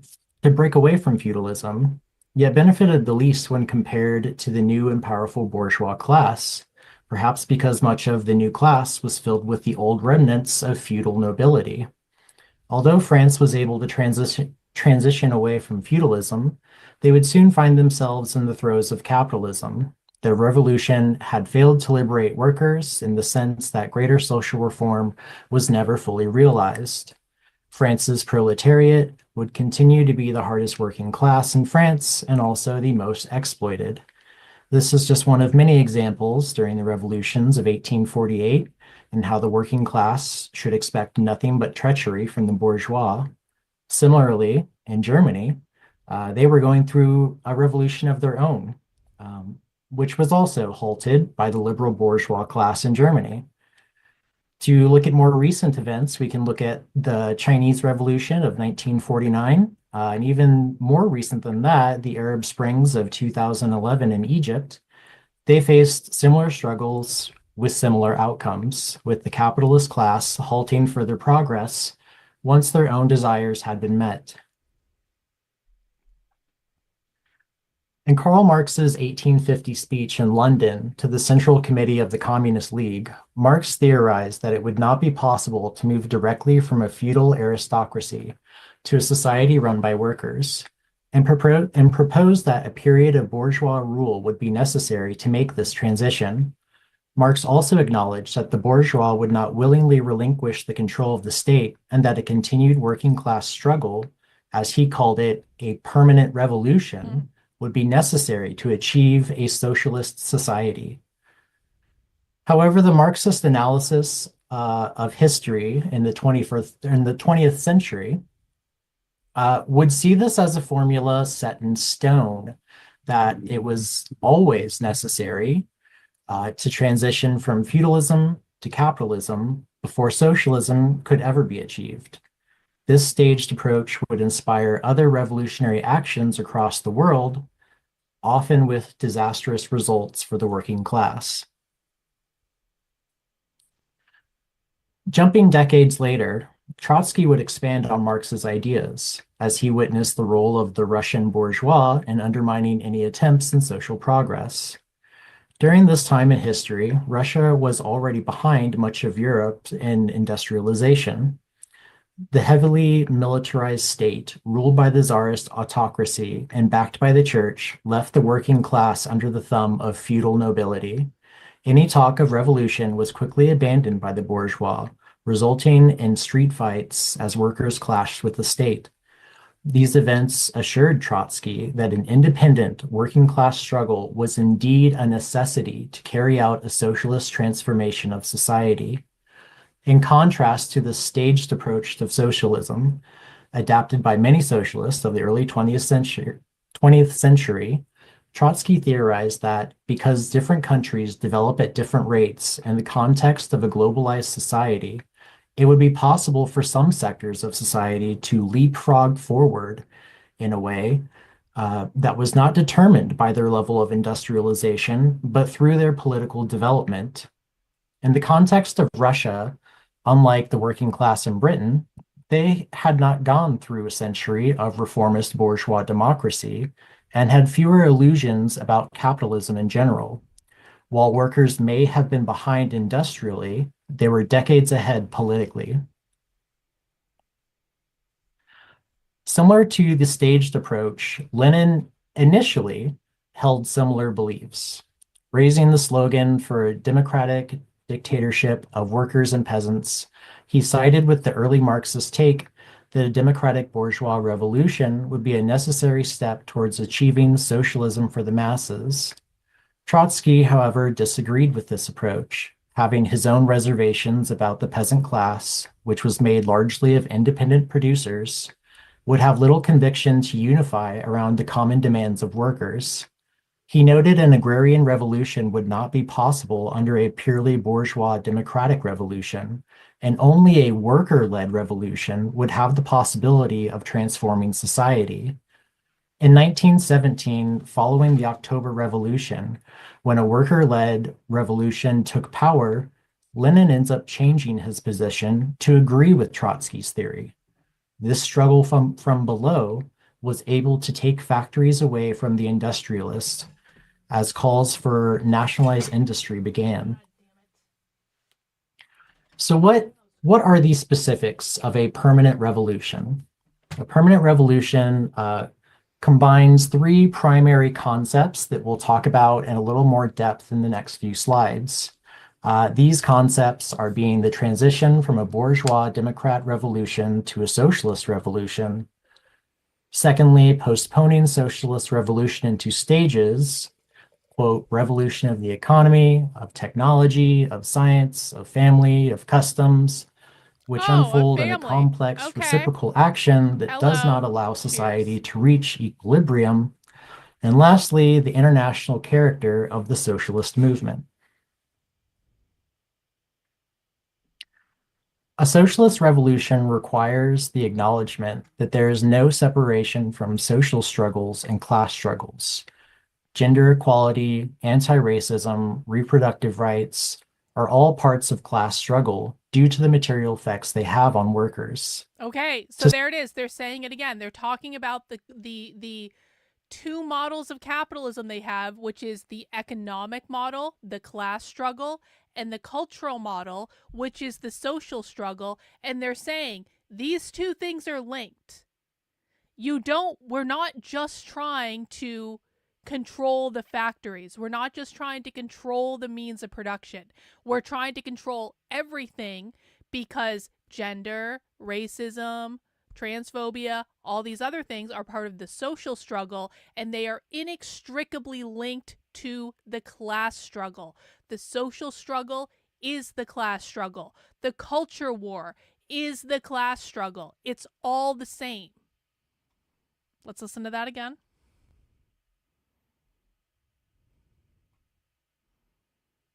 The international character of the socialist movement. A socialist revolution requires the acknowledgement that there is no separation from social struggles and class struggles. Gender equality, anti-racism, reproductive rights are all parts of class struggle due to the material effects they have on workers. To simply attain the right to vote for a representative or to own land are not goals of socialism. They may be part of it, but it's short-sighted to think that we achieve the end goal of socialism in this way.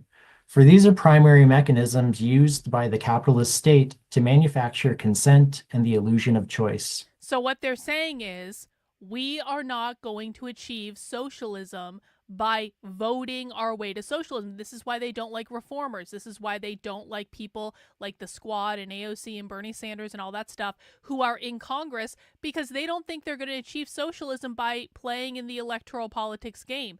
These people don't vote. They don't vote for Democrats, certainly. They don't believe in elections. They don't participate in them.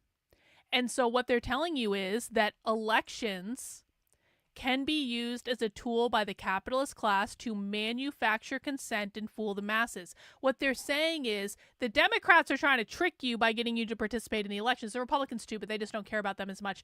The Democrats are trying to trick you because they're trying to make you believe that you have a choice, whereas these people, the real socialists, the real communists, believe that the Democratic Party is no different than the Republican Party. We heard them say that earlier tonight. And so they're saying, by participating in the electoral process and pretending it's going to change things, you're actually just being given a false choice.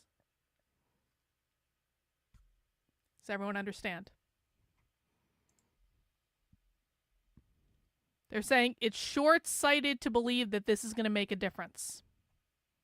Simply attain the right to vote for a representative or to own land are not goals of socialism. They may be part of it, but it's short-sighted to think that we achieve the end goal of socialism in this way. For these are primary mechanisms used by the capitalist state. Yes, yeah, you missed something. You missed something. Because again, and I cannot emphasize this enough for new people, we are not talking about philosophy tonight. We don't talk about the philosophy ever. We don't care about the French. No offense to you. I think you're German. We don't care about the Germans. No offense. What we care about is what radical revolutionary socialists believe in America today. And what radical revolutionary socialists believe today might not be reflective of the philosophy at all. They are selective in which philosophy they choose to teach at any given time. So we don't actually really care about the French Revolution. We don't actually really care about the Russian Revolution, except that the people we're watching are Marxist-Leninists. So the people we're watching spend a lot of time talking about the Russian Revolution. But like insofar as like we don't care about the philosophy of it, what we care about is what are they saying today about the Russian Revolution. Because there's been a lot of stuff written about the Russian Revolution, right? The French Revolution, the Cultural Revolution, whatever. What things are socialists and communists today cherry picking to tell their current narrative of what happened? So that's what we care about. I don't even care about the origin of the ideas of when did capitalism become a cultural model. I don't care. I don't care. What I care about is that socialists today believe capitalism is a social model, a cultural model, just as much as it's an economic model. And the origin of that point might be an interesting thing to research at some point, but insofar as how socialists are functioning today, what matters is what they believe today. To manufacture consent and the illusion of choice. There is no guarantee that a revolution of the petty bourgeois will ever lead to a revolution of the proletariat. In fact, history suggests the opposite. That is, in fact, folly to accept the bourgeois to relinquish or even share the power that they attain. There is no class revolution if women are forced to stay home and bear children. There is no class revolution if immigrants and minorities are denied opportunities and treated as less than. This is a matter of worker autonomy and emancipation that begs to be realized. A permanent revolution is a revolution that is to free all oppressed people, making it necessary to address social issues such as feminism and LGBT rights, as these issues may only see their complete fruition through addressing the material conditions. Capitalism. Workers will not seize power or agency over their lives through any level of industrialization. It can only be determined by their strength and organization, along with their political and class consciousness. Perhaps most importantly to mention, these movements are not restricted through the Perhaps most important to mention is these movements are not restricted through the discussion and acknowledgement of class politics. In fact, they are intertwined. Struggles around these modest political... Do you have something you want to say, Artisan Concrete?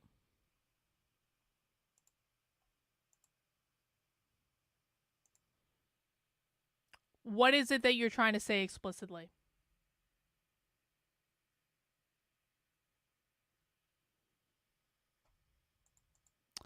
Okay, Artisan Concrete. This is only for Artisan Concrete. This question is not for anyone else. Only Artisan Concrete is responsible for answering this. Artisan Concrete, how does the left define capitalism? We've stopped the entire stream just for you. You think you're so smart that you can come in here and explain it to us. We've stopped the entire stream just for you. The one question that you need to answer right now is, how does the left define capitalism? Yeah, we are defining. We're defining right now. We want to know how much you know. You want to come in here and pretend that you know everything? You want to walk into my fucking classroom and pretend that you know everything? How does the left define capitalism? Go. Nope, wrong answer. Wrong, completely wrong. So now we know that you don't know what the fuck you're talking about. Do you want to try again? Because the left does not define capitalism as fascist BS. That's a completely bullshit answer.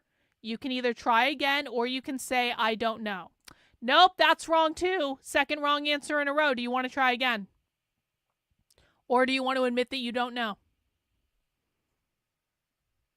You've basically barged into a room of people who are attentively learning, and now you've disrupted it to make it all about you and your fucking feelings. So now we're going to put the spotlight on you. How does the left define capitalism?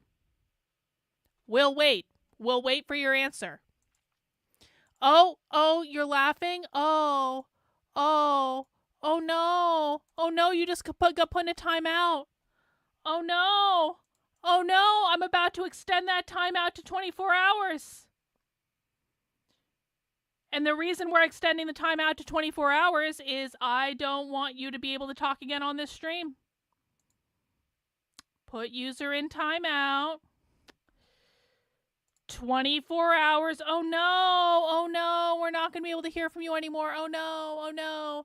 The proper definition of capitalism, how the left defines capitalism, is private property ownership. When they say private property ownership, they mean your ability to own a home, your ability to own land, your ability to own an apartment that you rent out as a landlord, your ability to own intellectual property, your ability to own a private business, whether or not you believe a private business is big or small. Your parental rights are considered to be a form of private property ownership. Your individual liberties are considered to be a form of private property ownership. And we have just put a nice little dunce cap on our friend as he sits in the corner and is quiet for the rest of the stream because he has lost his ability to speak. Now, I want to go up to Jack. Hi, Jack. I don't know you.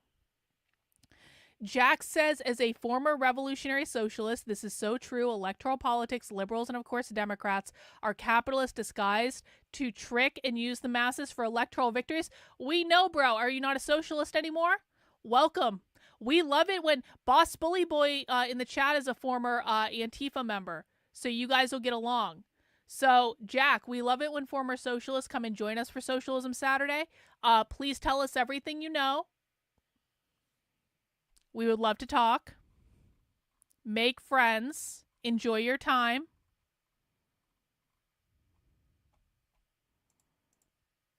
Demands lead workers to actualize their own power. No longer isolated and starving, workers standing together will realize their power as they liberate one another from forces that only serve to divide them. Permanent revolution begins with a far-reaching and burning problem for the people, which demands for its solution the boldest revolutionary measures. Socialism was not fully achieved in Russia, primarily through its weakened state from the Civil War and its isolation from the world economy that otherwise was very interdependent. The revolution of the proletariat was no match for the full force of world imperialists looking to restore order out of fear the revolution may spread to threaten their own empire. Imperial threats aside, there is a necessity of cooperation at the very least. A country rich with raw materials will rely on another country with higher capabilities of production, and so on. Trotsky stated the revolution may begin in Russia, but to complete it, it will have no alternative but to link the fate of its political rule, and hence the fate of the whole Russian Revolution, with the fate of the socialist revolution in Europe. With the state power in its hand, with counter-revolution behind it, and European reaction in front of it, it will send forth to its comrades the world over the old rallying cry, which this By the way, just as an aside, I happen to notice that Christopher Rufo is now talking about being a counter-revolutionary. And I've been following him a long ass time, and I was the reason that he's in this space to begin with. And he has never, to the best of my knowledge, used the term counter-revolutionary. So does anyone find it coincidental that I've launched a podcast where we talk about socialist literature and queer Marxist literature called the Counter-Revolutionary Book Club, where I've been leaning much more heavily into the whole counter-revolutionary element for a while, and we've actually been using these words on the timeline, and then all of a sudden,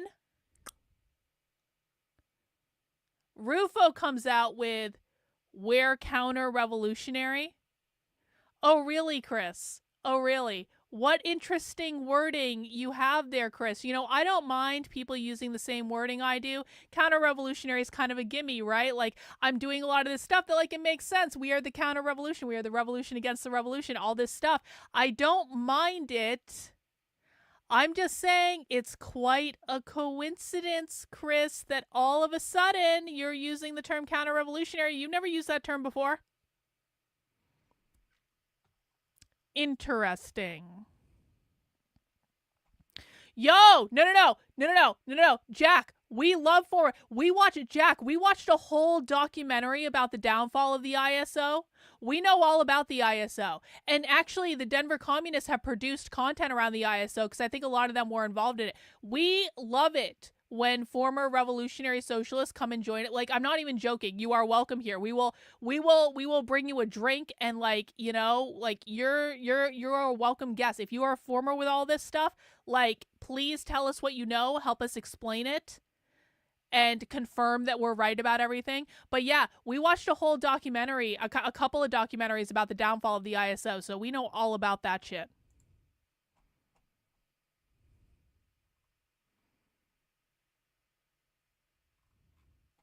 And all we're really doing here is we want to learn what the left thinks. That's all we're doing. So anyone of any political persuasion is welcome. I'm not a Democrat, for people who might be new. I'm not a Democrat. I'm not a Republican. I didn't vote for Trump. I didn't vote for Harris.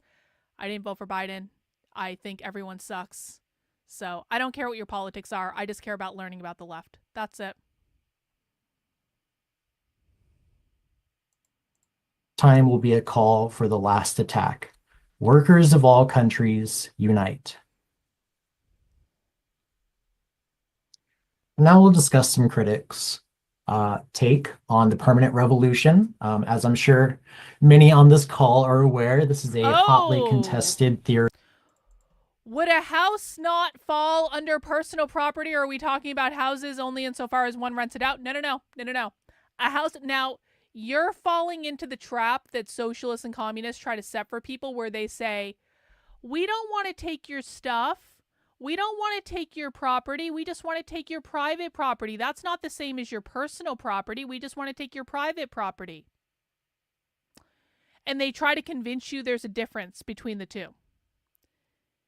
And insofar as, like, there is, I guess, a technical difference between the two, but your house is absolutely 100% considered to be private property. Do you know how we know this? Because we have them on video saying it. And also because socialists want to abolish all borders. Inherently, the border around your house is a border. They also want to commandeer privately owned homes to be able to house homeless people in them, which means that you don't really own your home. The collective owns your home. And so how they define private property is anything that you can use to create privatized individual wealth. So home ownership is absolutely something you can use to create privatized individual wealth. Homes can be passed down from generation, which is another form of privatized individual wealth in terms of generational wealth. So your home, your land, if you rent it out as an apartment, that's still considered to be private property. Intellectual property, businesses, parental rights, individual liberties, all of those are considered to be private property. So things that would be considered personal property are things like your cell phone, your books, your computer, your truck, your pets, things like that. These are things that you can't really use to create privatized individual wealth that is significant in any way. So that's what they're going for. It is the things that you can use to amass wealth that gives you access to more resources than other people. But that's a great question. Mostly never buy into that argument. Never, ever, ever buy into that argument, because that's a bullshit argument meant to gaslight you into believing that they aren't going to do the things that they are absolutely going to do. But good question. And we have our former revolutionary socialists here. Yeah, it's private property. Houses are private property. Amongst many leftists. One of the primary criticisms is that this idea of permanent revolution is Eurocentric, or it's an accomplice to colonialism. Sorry, I'm getting lost in my notes here. Some critics of permanent revolution, or just Marxism in general, will call it a variant of Western reason, that it's just colonialism in a different form, relating to the idea that true socialism cannot be realized without an international aspect. These arguments overlook some central issues. While they will readily point to the European history of colonialization across the world, mentioning Asia, Africa, North and South America, But they will exclude the Europe that facilitated the Paris Communards, the Russian and German revolutions, the uprising of the Spanish peasantry and the workers, the Prague Spring uprising against Stalin, the Carnation Revolution in Portugal. And there's many more that I'm not going to name here because I have a limited amount of time. Again, this can be countered with other ways of being in the world, oftentimes monolithizing pre-capitalist societies and cleansing them of critique. Critiques such as social subjugation, the oppression of women. Hang on, Manny, I don't care. I don't care. I don't care. This is not what we're talking about. I need you to listen. Thank you. Or social hierarchies, interethnic violence, slaveries, etc. This is not to say that pre-capitalist societies did not have a positive side. There is much that people of today could learn from these older societies, but we must not excuse them of any recourse simply for not being capitalists. Trotsky, in fact, argues that nations develop at different rates, that there is no hard formula for liberation. To suggest Trotsky meant less developed nation, to suggest Trotsky meant less developed nations should follow the lead of more developed nations goes against his observation that, as he called it, backward Russia was more politically developed than the bulk of Europe. Ecologically speaking, we share the earth and its resources with one another. This allows less resource-dense nations, or less developed nations, to work together to achieve greater goals. But what we see today in nations with the most power are allowed to hoard the most resources, and often at the exploitation of another. Internationalism aims to defeat this act for the good of people everywhere and for the health of the planet as a whole. Another critique that we often see of a permanent revolution is that permanent revolution is totalitarian. Perhaps in the sense that uniting a dictatorship of the international proletariat, yes. But I will state it again. The aim of permanent revolution is the freedom of all oppressed people. To suggest that this would come through a form of colonial oppression misses the heart of the issue, being that of enabling workers with the agency to govern themselves and actualize their own national emancipation.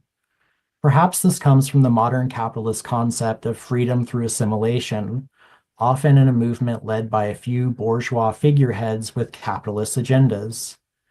As Marxists in the tradition of Lenin, Luxemburg, Engels, and yes, Trotsky, we oppose the deification of a great man or idea and instead encourage the self-emancipation of individuals through shared struggle and class consciousness. Now, that is not to say that should we find ourselves capable of assisting another nation and achieving their own revolution, that we should not help them. When Trotsky said socialism is only actualized at a national scale, he was stating the end game, the perceived ideal resolution of socialism as a whole. Again, this is backed by the interconnectedness of our world today and the opportunist imperial forces that hover above suffering people like vultures. To wrap things up, early on, Trotsky observed the interdependent nature of a highly globalized society, and that a militant, politically well-developed working class can still exist in an underdeveloped society, meaning lower industrialization. They don't talk about that much. His theory of permanent revolution opposes the reformist multi-stage theories from establishing socialism, an idea that is still popular amongst leftists and liberals today. Today, perhaps more persistent among them is the thought that the right must be defeated first in order to establish a bourgeois democracy of liberals. Oh my God. And only then can a worker-led struggle begin. This goes against the numerous historical accounts where the bourgeois have proven to be uninterested in social reform that they do not expressly benefit from. History shows the only hope for a socialist reformation of society comes through a worker-led and international struggle. Only then can a true socialist society be achieved. Wow. So they just said this isn't going to come from electing any bourgeois democracy of liberals. Let's listen to that again. Again, I really like this is like the fifth or sixth time tonight where they have overtly attacked the Democrats and said we are not Democrats. Have you guys noticed they haven't really even talked that much about the right? They say our job is to oppose the right, but then they talk about how all the Democratic ways, the Democratic Party ways of opposing the right suck and don't work because they hate the Democrats way more than they hate the Republicans.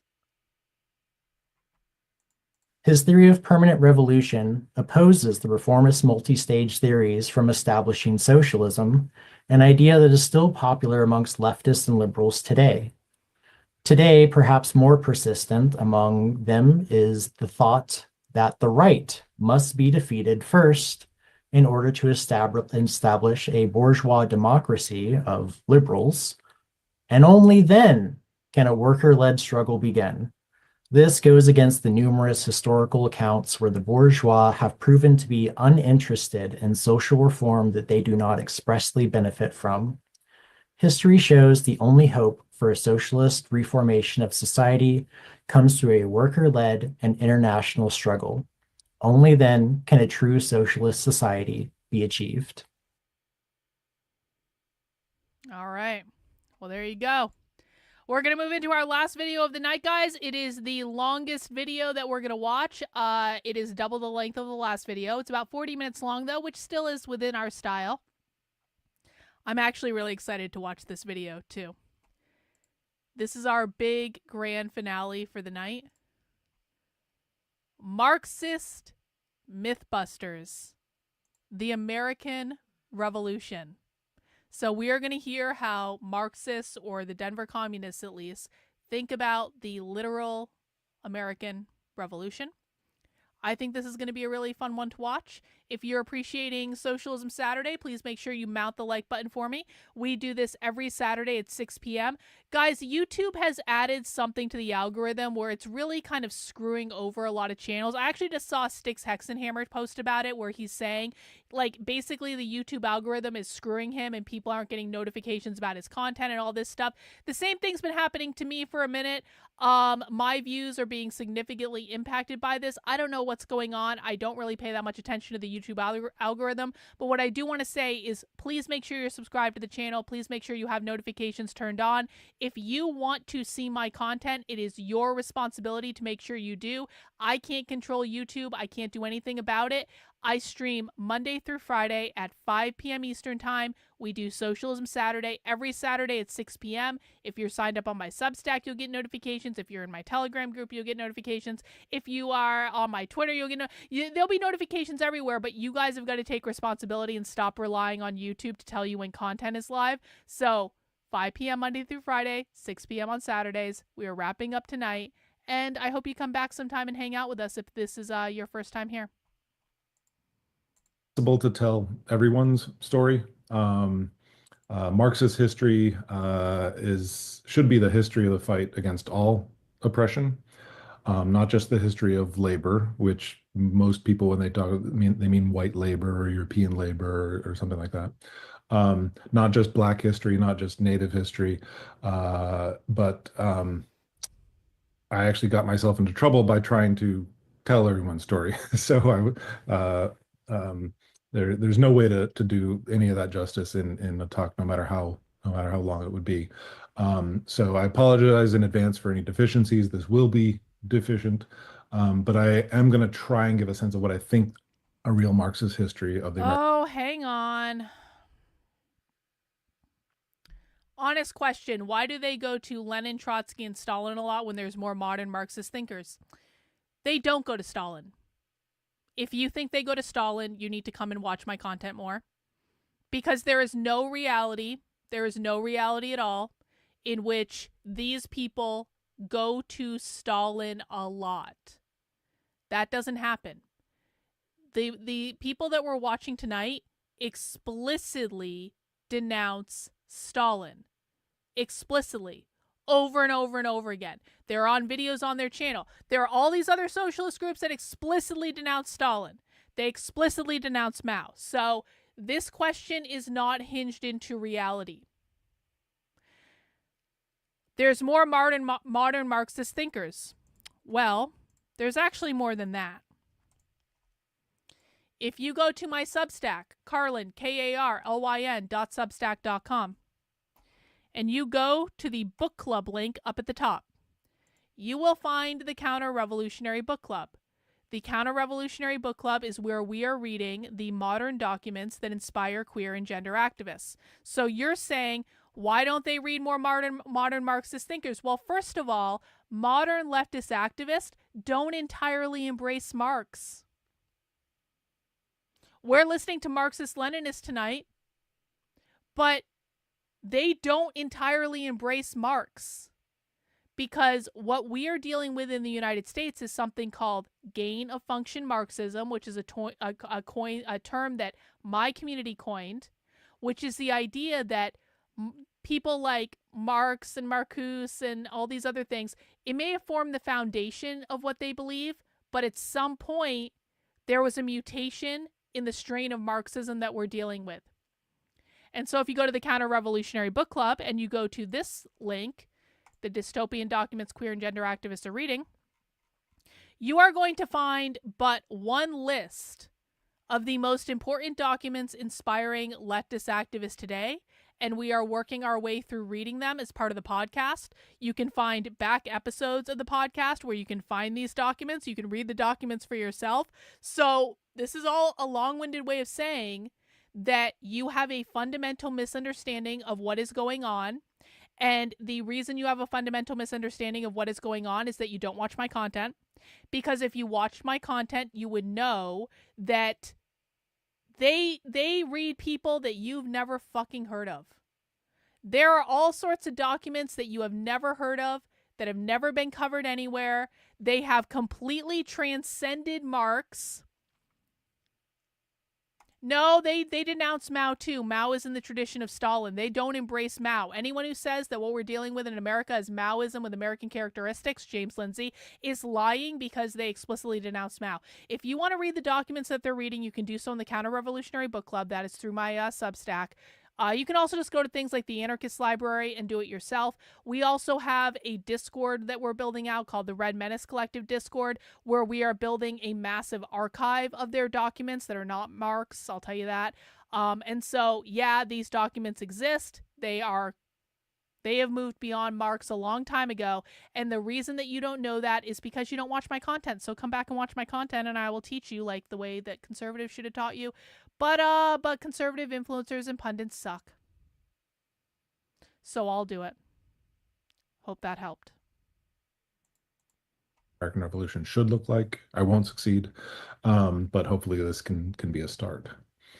So Marxist Mythbusters, not my choice for a title, but it got me thinking. I was an English teacher, so it got me thinking, is this a Marxist busting myths or am I busting Marxist myths? So I decided I'll do both, because myths about the American Revolution abound. You can open any history textbook or walk through any bookstore or library or say the word Hamilton within 50 paces of a theater in the United States, and you're instantly bombarded with hagiographies of the founding fathers. So, did you actually make this, Edwin? Did you post it on Twitter? I haven't made any images of that. I don't even know how to say that. Edwin, can you post that on Twitter? I'll retweet it for you. Oh, I see it. Oh, no. Oh, that doesn't look like me at all. I retweeted that, though, Edwin. Thank you. So-called. And their seemingly limitless wisdom. For the right wing, July 4th is considered second only to the birth of Jesus in world historical importance, where they believe that a handful of geniuses were inspired directly by God to create the world's perfect country.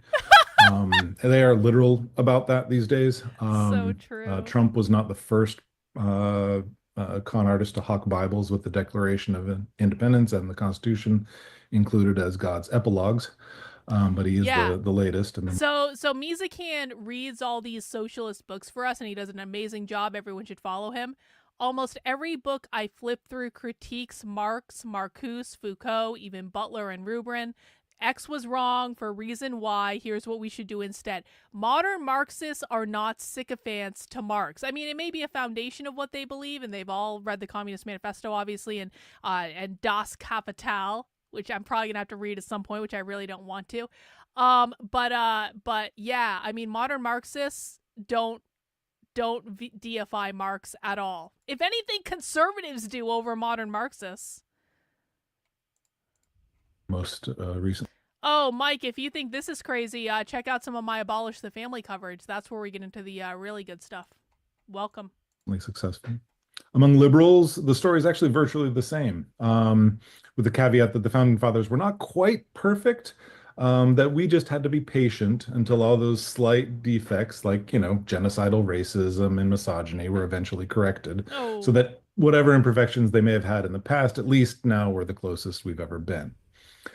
Now on the left, and by that I don't mean liberal, but on the left, there has been two dominant approaches. And these two approaches are diametrically opposed, but also find their origin in the work of the Stalinist Communist Party or its several offshoots.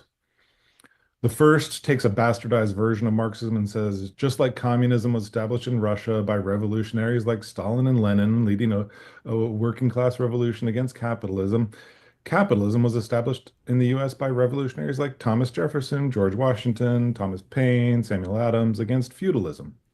Herbert Aptheker and Philip Foner were both proponents of this idea.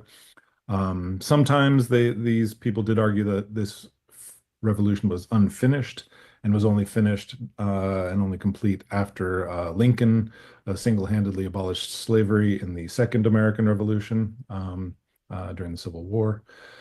And so they see the American Revolution and the Civil War as kind of a part one and part two of the bourgeois revolution.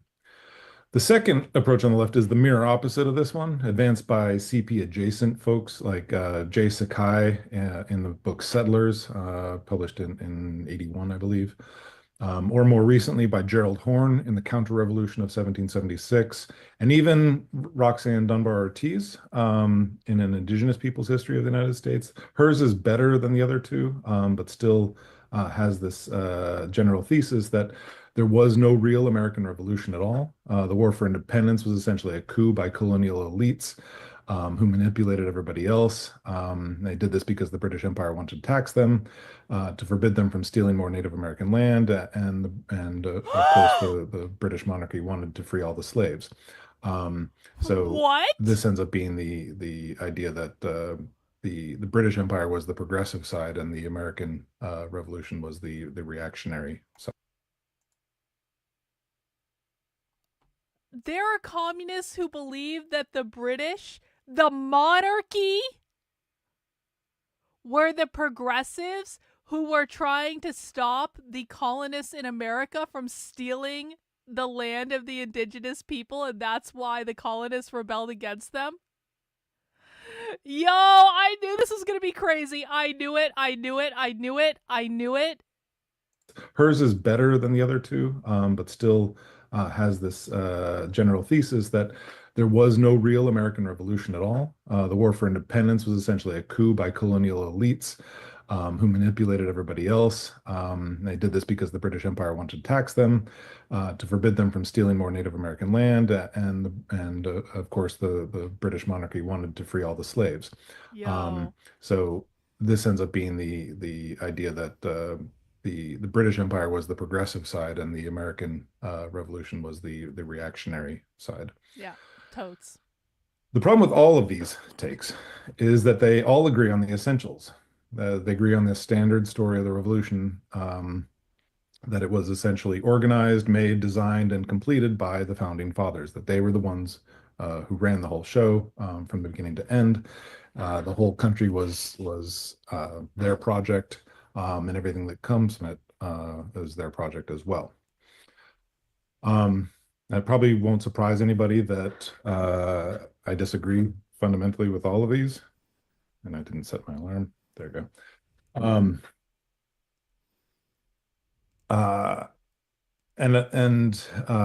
That I think the basic premise is wrong, and that even brilliant Marxists make fundamental errors when they try and make sense of the revolution on these terms. A few years ago, the brilliant Marxist, and I'm serious about this, he's a brilliant Marxist named Neil Davidson, wrote a brilliant book. It's a brilliant book titled "How Revolutionary Were the Bourgeois Revolutions." I highly recommend everyone read this book. I learned so much by reading it. My only regret is that I need to find the time to read it a few more times.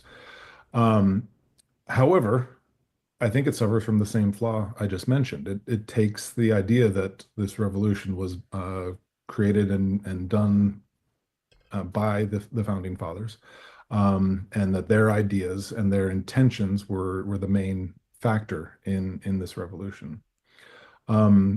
That question that the book titled is, "How Revolutionary Were the Bourgeois Revolutions?" I think a better question to ask might be, how bourgeois were the bourgeois revolutions? And what I hope to say to illustrate tonight is that the answer, I don't think, is very much. They actually had a very minor role in the whole crisis. They took advantage of it, of course, but their ideas and their interests were not the primary factors. We should be listening, not debunking. So this isn't going to be a straightforward talk. There's not nearly enough time for that. But I did want to give a sense of this system. Lots of people just start right away with the Stamp Act crisis and all this without going into what this society was like that had crept up in this colonial system. In your high school history, you may have heard the term mercantilism, but that doesn't really explain much. It was basically a colonial system designed to create and accumulate as much wealth as possible for the home country. Damn the consequences. They were making this up as they went along. For Britain, this meant creating colonies that would ship raw materials to Britain to be manufactured into finished goods and then shipped out to the colonies and other places for sale. This supercharged the small guild-based urban manufacturing sector. But there's a problem, because you need workers to do this. If you keep shipping them overseas to produce raw material, you keep shipping these workers overseas to produce raw materials, then you have to pay the remaining workers more. So you need to constantly find more workers. You need to push them off the land. You need to go other places to find them and force them to work for you. So you need to find these workers where they can't grow their own food, and they're dependent on you. But then you also need to artificially suppress the ability of these colonies to manufacture things. You don't want them to compete with you. So things will cost more. So you have to find some way to pay these workers in the colonies more. What Britain eventually settled on was the idea that they wouldn't pay these wages. They would move into slave catching and invent a new slave system. And this is one of the first myths I want to talk about from the Marxist side, is that slavery is often talked about as an ancient institution, a pre-capitalist institution. This has always struck me as kind of strange. Marxists often will say that capitalists want to pay wages. Really? My bosses would love to not pay wages at all. Marxists are sometimes okay with the idea that the patriarchal family had to be reinvented by capitalism, and into the modern nuclear family, but they don't apply the same logic to any other kinds of institutions. And I think that logic does apply to slavery, that New World slavery was a recreated institution, a capitalist institution, to maximize exploitation. So that I'm sorry, what? I'm sorry, what was that? What was that? What was that? New World slavery was a capitalist institution because it was all about private property ownership. What was that? Slavery wasn't about race, it was about property ownership. It was a New World capitalist institution. Again. Same logic to any other kinds of institutions. And I think that logic does apply to slavery, that New World slavery was a recreated institution, a capitalist institution, no kidding. to maximize exploitation. Uh-huh. So that, in my view, and I think this is the Marxist view, is that slavery, the history of slavery, is the history of the proletariat. Okay. And the history of slave rebellions is the history of the first proletarian rebellions against capitalism, or some of the first. All right, so sorry, sidebar there. The history of slavery is a proletarian rebellion against capitalism. Duh. Capitalism is defined as private property ownership. Slaves were people who were owned as private property and exploited under the oppressive capitalist system. Slave rebellions were proletarian rebellions. And then for those that it didn't pay them necessarily good wages, but with a promise that they would get land. Where would they get this land? Stolen from Native Americans. Okay, so what we have is this transoceanic system that combines the most advanced manufacturing technology with artificially suppressed technology, with a system that relies on pushing people off the land while also giving them more land, which belongs to other people who don't want to be pushed off their land. It needs people to stay and be workers, but it also needs people who don't want to be workers and want to go live on other people's land. If this sounds like a crazy, chaotic system, it is. If it sounds like it was like a recipe for constant rebellions, it was. If it also sounds like I'm pushing people to think about the phrase combined and uneven development, I think that also applies to this colonial system. This idea that different social forms are coming together in a cauldron that will clash and create the conditions for change. And in fact, I went to school a stone's throw from colonial Williamsburg, and visitors were constantly bombarded with the image of happy colonial laborers, farmers, blacksmiths, sailors, etc. But once you start digging, there's barely a handful of years that go by without an uprising or a rebellion or a riot of some sort or other. So I want to talk about some of that today to set the stage for what happens and why what happens in the American Revolution happens. Most standard histories start with the aftermath of the French and Indian War, Britain's attempt to recoup some of the costs of the war. Historians will say, actually, the colonial subjects weren't taxed all that much, and imply that the colonials were kind of spoiled. But again, the colonials knew what kind of system they were in. They knew they couldn't manufacture their own stuff. There were jokes even among the white colonials. The white wasn't really invented yet. Capitalist. In order to reshoe. Wait, what? Excuse me? White wasn't really invented yet.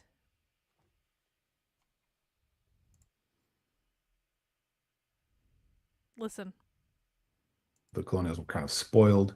But again, the colonials knew what kind of system they were in. They knew they couldn't manufacture their own stuff. There were jokes even among the white colonials. The white wasn't really invented yet. Even among the white colonials. And then he said, white isn't really invented yet. No debunking. No debunking. This doesn't matter. This is not going to help you learn what they think. What he means when he says white wasn't invented yet is that they believe that white was invented, white people were invented when slaves were brought to America. Because you had to set up a system where white was invented as a property-owning class, a bourgeois class. Black was invented as a proletarian class, an oppressed class. What he's saying here, when he's saying white colonists, what he means is capitalist colonists. Because he's saying that white people weren't invented yet, because black slaves, apparently, weren't in America yet in the time period that he's talking about, is my guess of what he's saying. Does everyone understand that? Yeah. white was invented to separate property owners from the property. That's exactly right.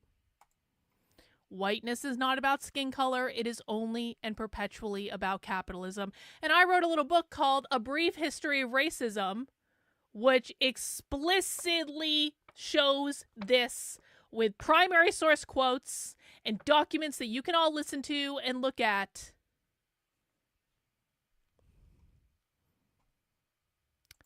This is not serious, and we don't allow this here, so don't do this again. That in order to reshoe a horse, you had to send the horse back to London. So they knew they were paying artificially high prices, and taxing them on top of that would throw most of them into absolute poverty, and many of them were already in absolute poverty. As a result, as part of the system, there were people subverting the system. A good number of colonials actually made their living through smuggling, including some of the wealthier ones, like John Hancock.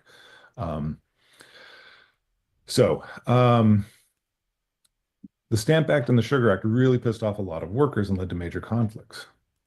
Mainstream historians will often have a hard time explaining why people were so upset. And they frame it as 150 years of calm, happy blacksmiths and sailors, and all of a sudden people are upset that their quote rights as Englishmen were being violated. And it always seems way out of proportion. But if you understand what came before, it does make sense. So let's rewind a little bit. Not Boston 1765, but New York 1741. And I decided I did want to spend some time doing this, so this will actually take up a bit of time, but this is 30 plus years before the revolution. So in New York, 1741, waterfront taverns were... So this guy is saying that white people weren't invented until after the revolution then. Which does not align with the argument that Nicole Hannah-Jones would make, because she would say that white people were invented in 1619 when the first black slave came to America. But that isn't even right either, because the first black slaves came to America in the 1500s. I'm just trying to figure out when these people think that white people were actually invented. That might be something they get to later. Yeah, I'm not sure, Janet. That's what I'm trying to figure out. But what we do know for sure is that whiteness is not about skin color, and that's really all I care about at this point. Filled with semi-employed vagabonds, conscripts, impressed sailors, which means they didn't want to be sailors, but they were forced at gunpoint onto the ships. Slaves working the docks. Some were born in the colonies, but not necessarily New York. Others were born in England or Ireland or West Africa or Madagascar or Cuba. They were white, and I'll get to that in a second, what that meant, and black and Hispanic and Native American. Many of them gathered in John Hewson's tavern, who was a shoemaker, a cobbler from Yonkers. And his tavern right on the water in one of the worst parts of New York City was known to be a place where low or unpaid workers, not just slaves, but impressed sailors, indentured servants, apprentices, all were unpaid workers, could get a drink on credit and could fence the odd stolen item to the proprietor or his wife or daughter to settle a debt. One of these people was a woman from Ireland named Margaret Carey, Peg Carey, who...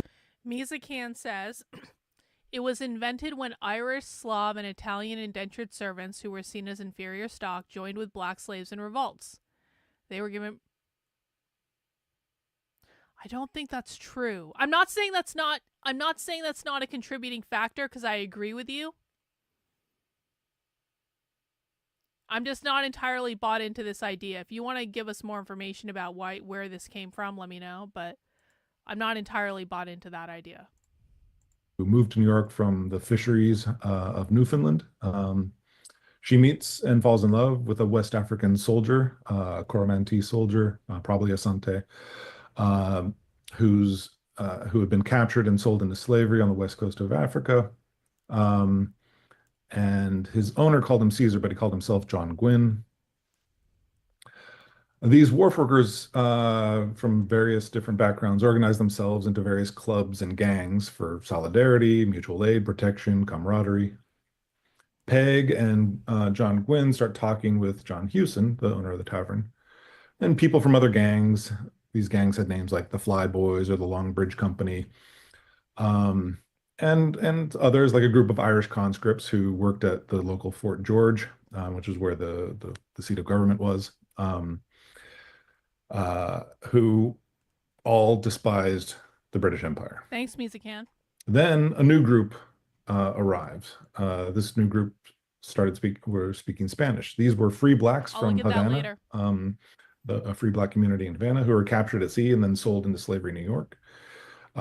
They were literate. They were well trained. They were part of the Spanish garrison there. They sued in New York for their freedom, but the white magistrate said, "No, you're slaves."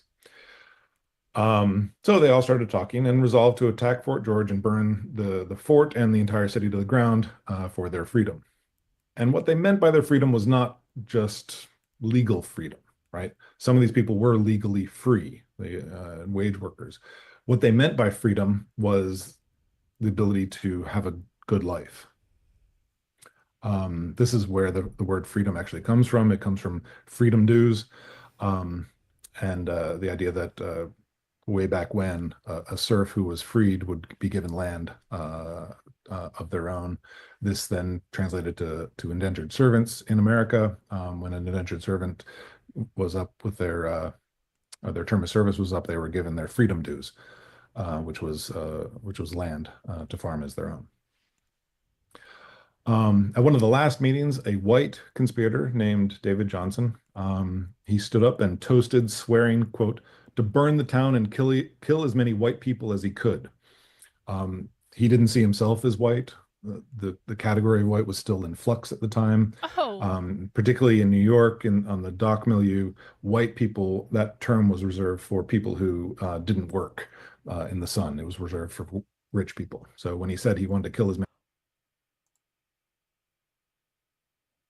the term white people was reserved for rich people who didn't work in the sun.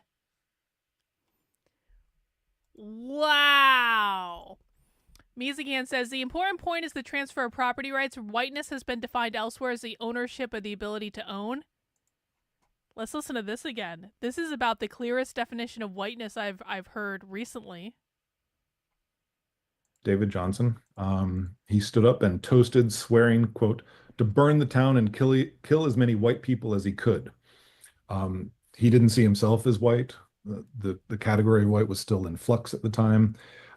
Particularly in New York and on the dock milieu, white people, that term was reserved for people who didn't work in the sun. It was reserved for rich people. So when he said he wanted to kill as many white people as possible, he meant rich people. Some reminisced about the slave revolt. Be more clear.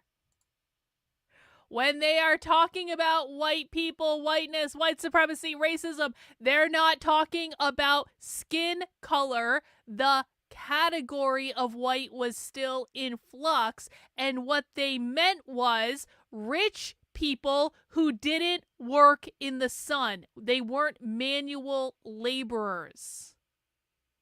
They had people working for them. The bourgeois, the capitalist. That is what they meant.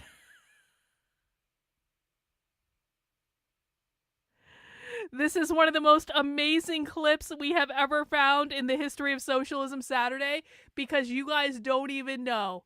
You don't even know how many years I have literally been having this argument. They are talking about the ownership class. Again, for people in the back. Hey, Micah, what's the left's definition of capitalism? Please let us know what the left's definition of capitalism in the chat. If you want to come in here and call them demons and contribute nothing productive, you're going to tell us the left's definition of capitalism. We will be waiting for your answer in the chat. In the meantime, we are going to listen to this clip again.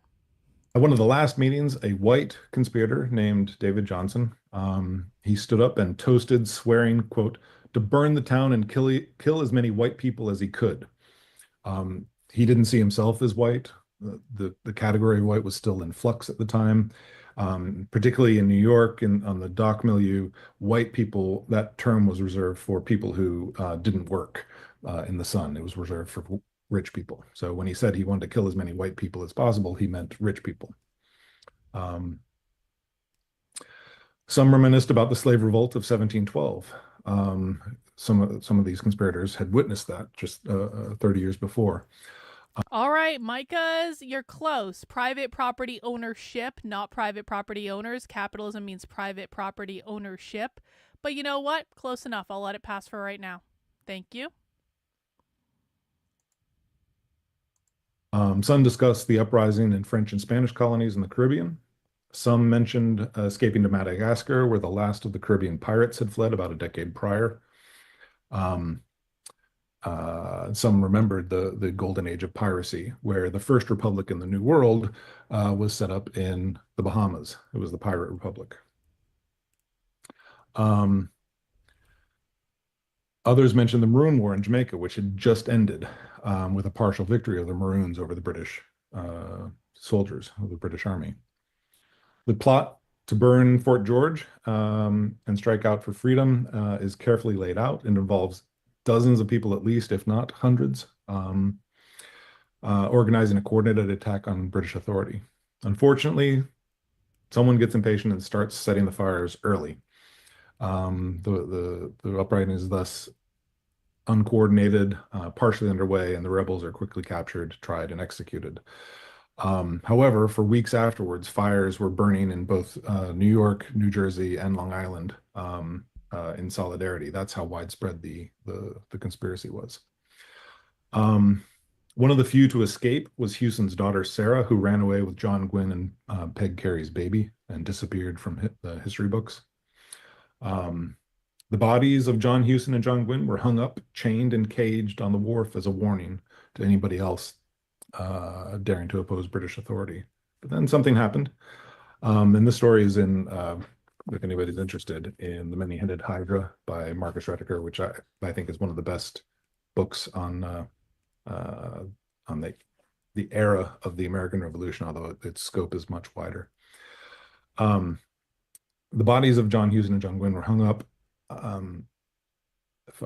as a spectacle, but something happened to the bodies. Hewson was a what we call white. His corpse began to rot and turn black. White. John Gwynn's body started to turn ashy white. For weeks, people came from all over to witness this, what they called miracle of the black man becoming white and the white man becoming black, seeming to symbolize for a lot of people the interracial solidarity of the whole episode. New York authorities eventually realized that this was even more dangerous and removed the bodies and buried them quickly out of fear of inspiring any further interracial solidarity. So why do I mention this? Well, this uprising was in turn referenced a few years later when a British ship docked and the sailors of this vessel deserted en masse. The officers, they needed sailors, they needed a crew. So they swept the docks and attempted to impress anyone they found into service on the ships. A huge riot erupted and the ship was forced to flee with only a minimal crew. 1 year later, in 1747, a similar incident occurred in Boston with gangs of port workers, sailors, servants, slaves, and apprentices chasing away the British naval officers and soldiers. This uprising was so big that a young, downwardly mobile son of a prosperous barley malter named Samuel Adams was inspired to start a newspaper devoted to the idea of people protecting their liberties against what he called British tyranny. This, in turn, was in people's minds when, after the French and Indian War, Britain instituted several new taxes, including the Stamp Act. And this is where the traditional story starts. But even then, the traditional story is all about the people like Sam Adams, who had some measure of respectability. When in fact, at the time, people called it the Stamp Act riots.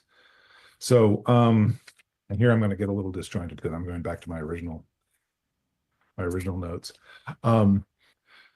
So in Boston, like in New York earlier, the lower classes in Boston were organized into gangs. Particularly, there was the North End gang and the South End gang.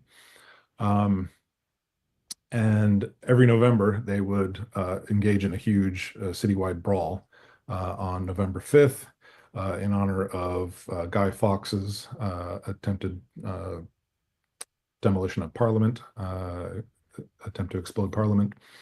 It was tolerated because it was ostensibly a celebration that he was caught and Parliament wasn't really exploded, but really it was a kind of a massive festival of the oppressed, to borrow a phrase. And rich people hid in their homes, and boys, which interesting linguistic thing, boy still carried its older meaning of term of servant. So when the people comment about boys roaming around, sometimes they were referring to children and sometimes they were referring to servants, which could mean slaves or apprentices or any number of other classes of people. But in particular, it was younger children who would go around on Guy Fawkes Day and throw stones at rich people's mansions, at their windows, and ask for a penny for Guy Fawkes Day. And if the rich people didn't give them money, they would break all their windows. This is the background to what was going on in when the Stamp Act was about to take effect. And these gangs become politicized. The leader of the South End gang was a shoemaker named Ebenezer McIntosh. And these types of people are the people I want people to think about when they think about the American Revolution, not the bewigged slave owners and merchants, but the people who are actually taking on the might of the British Empire head on.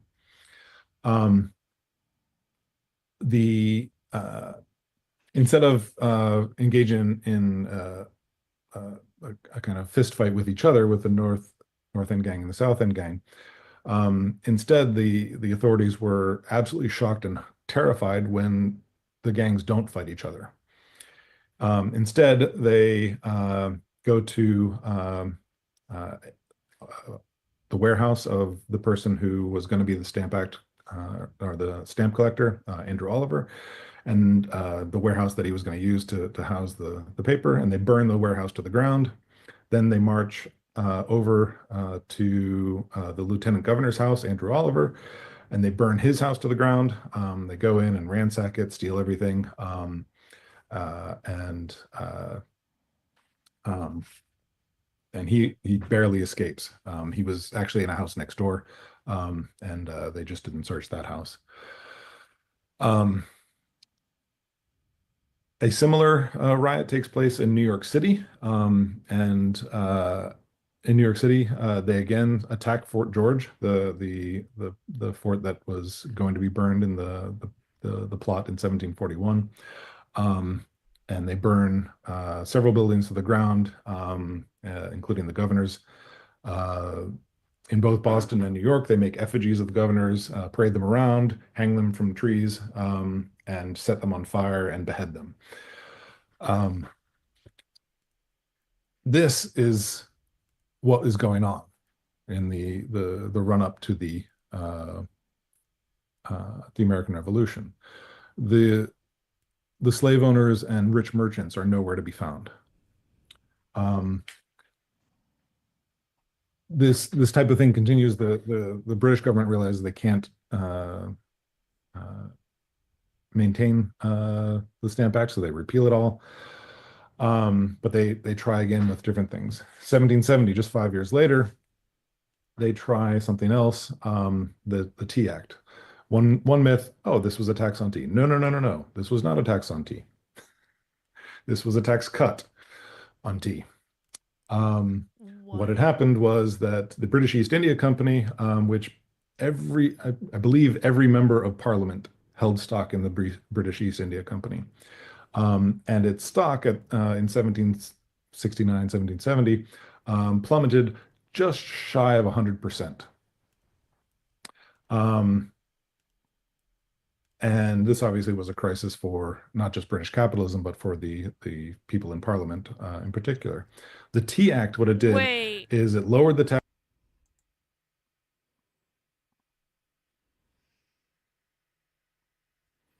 Is he about to make the argument that capitalism caused the American Revolution? I think he is. Which would make sense. I just want to hear it. Tax on tea with the idea that the colonials will stop smuggling illegal tea. And then we will dump all this tea held by the British East India Company for cheap in the colonies. And then we'll recoup some of our costs this way. And previously, ships had to go to London and then go to the colonies. So they said they can go directly. So it'll be cheaper because of reduced transport costs. It'll be cheaper because we're having the tax. We're lowering the tax, and this will bail out the company. People saw through it. They knew what this was, right?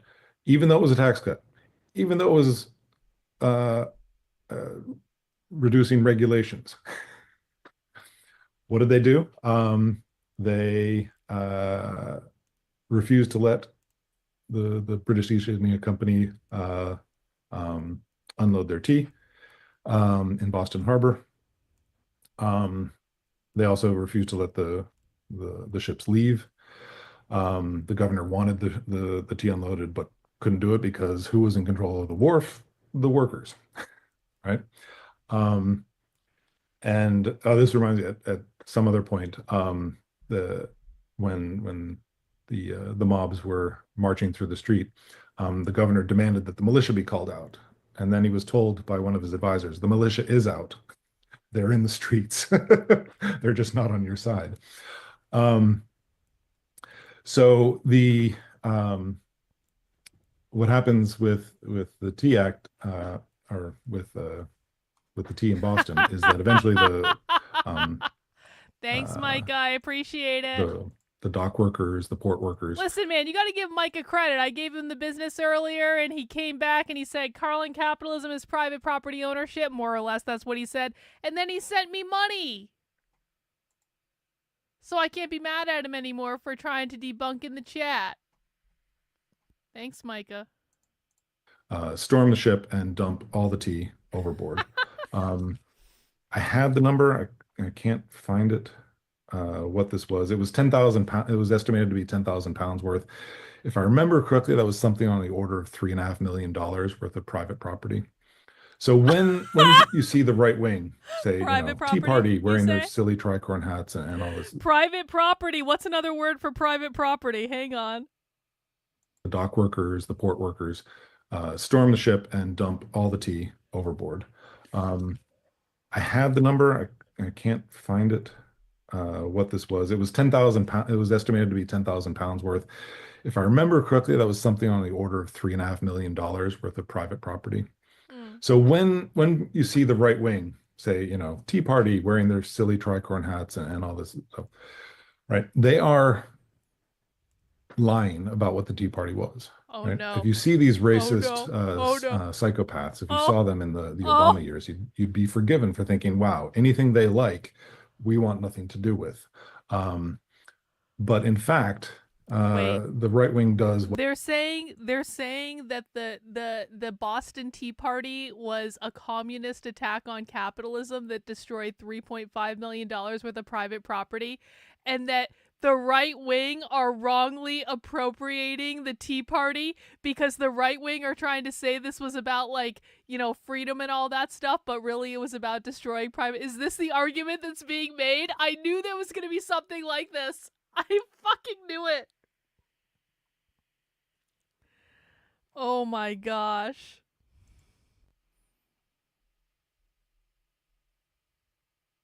Correctly, that was something on the order of $3.5 million worth of private property. So when you see the right wing say, Tea Party wearing their silly tricorn hats and all this stuff, right? They are lying about what the Tea Party was, right? If you see these racist psychopaths, if you saw them in the Obama years, you'd be forgiven for thinking, wow, anything they like, we want nothing to do with. But in fact, the right wing does what they always do with popular history. They turn it into their own by lying about it, by defanging it, by co-opting it. The ruling class steals our history in the same way they steal our labor. Oh my God. So these things are going on, right? The King Street riots, right? The Boston Massacre, right? 1770. This was a riot against soldiers led by dock workers, right? The most famous victim of the Boston Massacre was, of course, Crispus Attucks. Crispus Attucks was not a wealthy slave owner. In fact, he was half Black, half Native American. He was he was free, like he had freed himself, and had lived as a fugitive on the wharfs. Yeah, for real. He was known to be a rabble History rouser, is written by the winners, and that's why he was in the vanguard of the people telling the soldiers to get lost. This was the milieu that created the environment which the revolution became inevitable. And what the ruling elites of the colonies did was decide to ride that wave. But they didn't decide this until very, very late. Who was the defender of the soldiers who murdered the people in the Boston Massacre? John The Adams. founding father, John Adams. John Adams. And he said that I knew it. the soldiers were Winner. Justified because they were defending themselves justifiably against a rabble of, and where's that phrase? It's a beautiful phrase.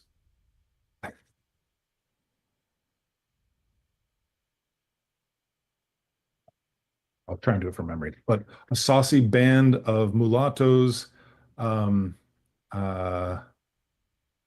a band of mulattoes, saucy boys, and jack tars, meaning slaves, servants, and sailors, right?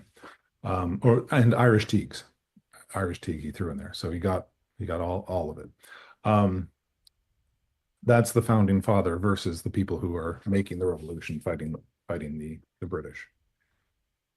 The revolution really breaks out in, it does break out in, I'll wrap up. Does break out in Massachusetts. And what happens finally in Massachusetts is it's no longer a rebellion just focused on the proletariat, the nascent proletariat in the cities and the ports, but it affects the entire entire colony. In 1774, every single county, the militias mobilize and march to their local courthouses. And court means like royal court. This is where the administration is, not just where judges were. These are the local executive authorities, and they kick out all the royal officials and elect their own representatives, except in Boston, where there's a massive military garrison by this point. And so what you have is finally the fusion of both the rural, lower level, smaller farmers, and the urban working classes. And then in this situation, the ruling elites have to make a decision. Are we going to support or oppose this? And till the very end, they are debating, right up until 1776. A year and a half after literally the Boston militia are fighting the British, they're still trying to decide whether or not they should try for independence. And even then, some of them have to be overthrown. Several colonial militias, especially most notably Philadelphia or Pennsylvania's, need to be overthrown. This is where Tom Paine comes in. Tom Paine is portrayed by some of the CP type people as the most radical wing of the he was American fairly Revolution. radical, yeah. But in fact, he's he's pretty deferential to the elites. And Philip Hohner outright lies at one point about his role in the overthrow of the Pennsylvania legislature, saying that he led the revolution and successfully won the election. In fact, because Paine had put forward some elite, wealthy people as an alternative slate to the royalists, people decided, well, we may as well stick with the royalists, and they lost that. So it was left to the rabble of Philadelphia, the dock workers and the artisans in Philadelphia, to just go ahead and overthrow the Pennsylvania legislature. Without Pennsylvania, the southern colonies never would have joined. And in fact, to illustrate that, in the one last little point about what was going on, in 1774, right as this was all happening, the Second Continental Congress, the First Continental Congress goes to meet, and Georgia doesn't send its delegate. Why? Because it decided, well, there's this uprising of Native Americans, and we need British guns to protect us from that. But we'll join you once this uprising of Native Americans is dealt with. That was 1774, the same time that Massachusetts farmers were leading their uprising. The Georgia elite was siding with British, but they're counted as some of the founding fathers, right? So I know I'm out of time here, so I'll just kind of wrap up by saying that what happens I'm not interested in the story of the Revolutionary War and all these battles. Those are not really relevant to me. Except I will say that when the elites finally do join, they send up George Washington to lead the army in Boston. And what is his first act? His first act is to dismiss any Negroes, Native Americans, or mulattoes from the colonial militia. Right? What then happens is that the elites, because of their priorities, they weaken the revolution. Right? Holy shit!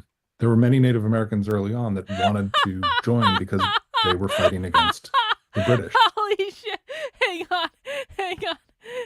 on.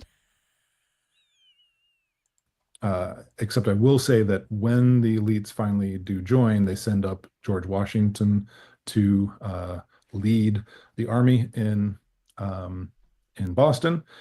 And what is his first act? His first act is to dismiss any Negroes, Native Americans, or mulattoes from the colonial militia. Right? Yeah. What then happens Even the mulattoes. is that the elites, because of their priorities, they weaken the revolution. Right? There were many Native Americans early on that wanted to join because they were fighting against the British. But when they realized that George Washington, who was representative, who had plenty of land claims west of the Appalachians, that he was going to recruit the most vicious of the settlers, and rather than Native Americans, then what Native American choices became clear. So the elites actually weaken the revolution rather than leading it. They debilitate the revolution at every step. They demobilize the local militias, and it's only through the militias in the North fighting independently of the Continental Army that they're able to win. Now, last thing, where does the revolution end? Right, Yorktown, right in Virginia. What happens here, I think, shows what happened, what the legacy really is, and what happens afterwards. We know that post-revolution, we have the North and the South divide, right, between slave states and free states. Except this isn't quite true. The North had slavery too. Well, what happens? through the course of the revolution, it become and the people fighting in the North, that's where slavery is abolished, where the revolution was successful, right? In the South, the British win, right? In the Southern campaign, the British win. Why? Well, for instance, when the British general lands in Savannah, they have no idea where they're going, but they land and they come across some slaves and say, if you want freedom, help us figure out where everything is. And so local slave populations help the British. This is why the British Empire rampages through the South successfully, because there is no popular support for the elites down in the Southern colonies. In the North, it's more of a popular uprising that forces these things to be dealt with. And so when the revolution and when the War for Independence ends in Virginia, right in the middle, that's where the dividing line between the free North and the slave South eventually comes from. Having said that, I just want to end by saying that this is not a simple thing for a lot of people to get their heads around. And I'll just end by saying something slightly different. I work for UPS. My bosses are bloodthirsty, maniacal, greedy bastards. About one of us a week dies on the job. It is a horrible place to work for. However, I will often recommend that people look for jobs at UPS. Why? Because we have rights. Why do we have these rights? Because of the union that I'm in, because workers have fought for those rights. Abolish These two things all are true. unions. A company is run by psychopaths, bloodthirsty, greedy psychopaths, but it's also a place where we have rights. You shouldn't. That kind of complicated attitude is the same kind of complicated attitude I think we should have towards things like that are called bourgeois rights, which really are not bourgeois rights. These are rights won by the ordinary working people, despite the leadership of the revolution, rather than because of them. All right. Well, I guess that's the end of that, guys. That concludes our marathon with the Denver Communists. I want to thank everyone who came out for Socialism Saturday. We definitely got a lot of good clips. I want to remind people that if you want to support the work I'm doing, the best way to do it is to head over to my Substack. That is Carlin, Karlyn, .substack.com, and you can sign up for free email updates. I've got a big announcement coming on Monday that will impact the future direction of what I'm doing that I think you guys are really going to like. And so make sure you're signed up for the Substack. And if you want to support the work I'm doing, sign up for $8 a month, $80 a year, and that gets you access to a variety of perks, including access to my supporter Discord. On Sundays, I send out a newsletter that looks like this. It will not be this newsletter because this was last Sunday's newsletter. But tomorrow I will be sending out the Digest newsletter over on the Substack, and this not only contains a full accounting of the content that I've created this week and different things you guys can check out, it also, if you scroll all the way down to the bottom, has your supporter perks. So your supporter perks include access to the supporter Discord for movie nights on Sundays and Mondays. We do a supporter Zoom call on Monday nights at 7 p.m. It includes some other stuff too, including a 10% off discount code to the Unwoke Art Store. There might be other perks as well, but you can find all of that in the Digest newsletter. You can either log over today and get the discount and get the Discord link from the newsletter from last week, or you can wait till I send it out tomorrow and you can join us for a movie night. We are going to be watching The Wizard of Oz. The beer I'm drinking is literally called Ruby Slippers. It is a raspberry wheat ale in honor of the fact that we are watching The Wizard of Oz tomorrow at 8 p.m. in the supporter Discord. If that's not your speed, come join us another night. We do movie nights every Sunday night at 8 p.m. Jennifer hosts those. Mac B hosts Monday movie nights at 9 p.m. After our supporter call, he watches a variety of movies. I'm not sure what he's watching this week, but Mac B's movie night selection is always great. I think it's like more people should go to it. And so those are some of the perks you get when you support my work over on Substack, which I really do appreciate. And with that, I bid you guys adieu. Thank you for coming out for Socialism Saturday. Thank you for everyone who sent in a super chat. As a reminder, I do not stream on Sundays. I am not planning on streaming tomorrow, but I will be back on Monday at 5 p.m. I do Monday through Friday at 5 p.m. Eastern Time, Saturdays at 6 p.m. for Socialism Saturday. And I'll see you guys tomorrow night for movie night. Take care. Have a good one. We'll see you soon. Bye.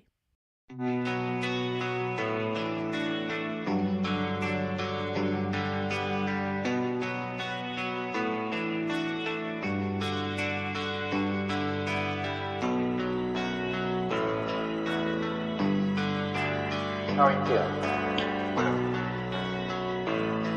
How long have you been here? 3 months, May 17th. And what brought you? That's difficult to answer.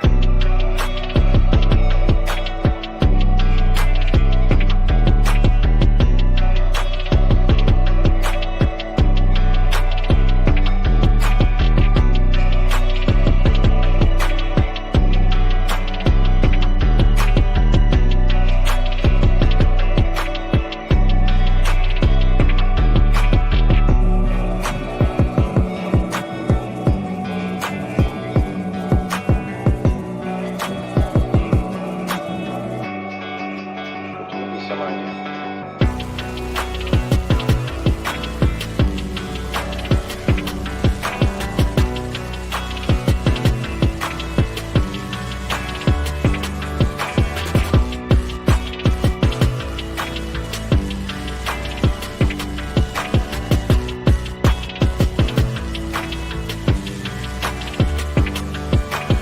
I am not completely like other people. What do you mean by that? People dislike me because I am not completely like them.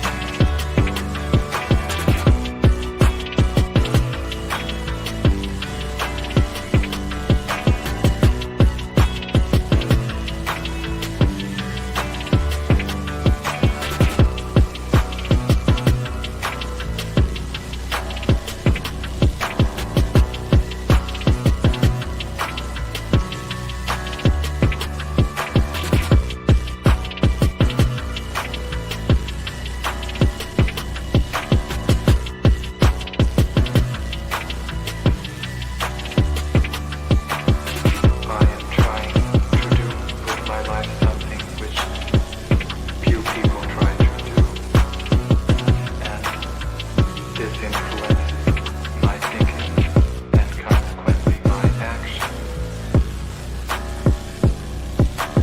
What is it you're trying to do with your life?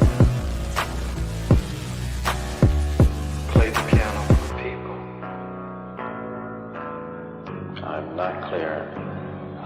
How is it that playing the piano for people has eventually resulted in your being here in the hospital?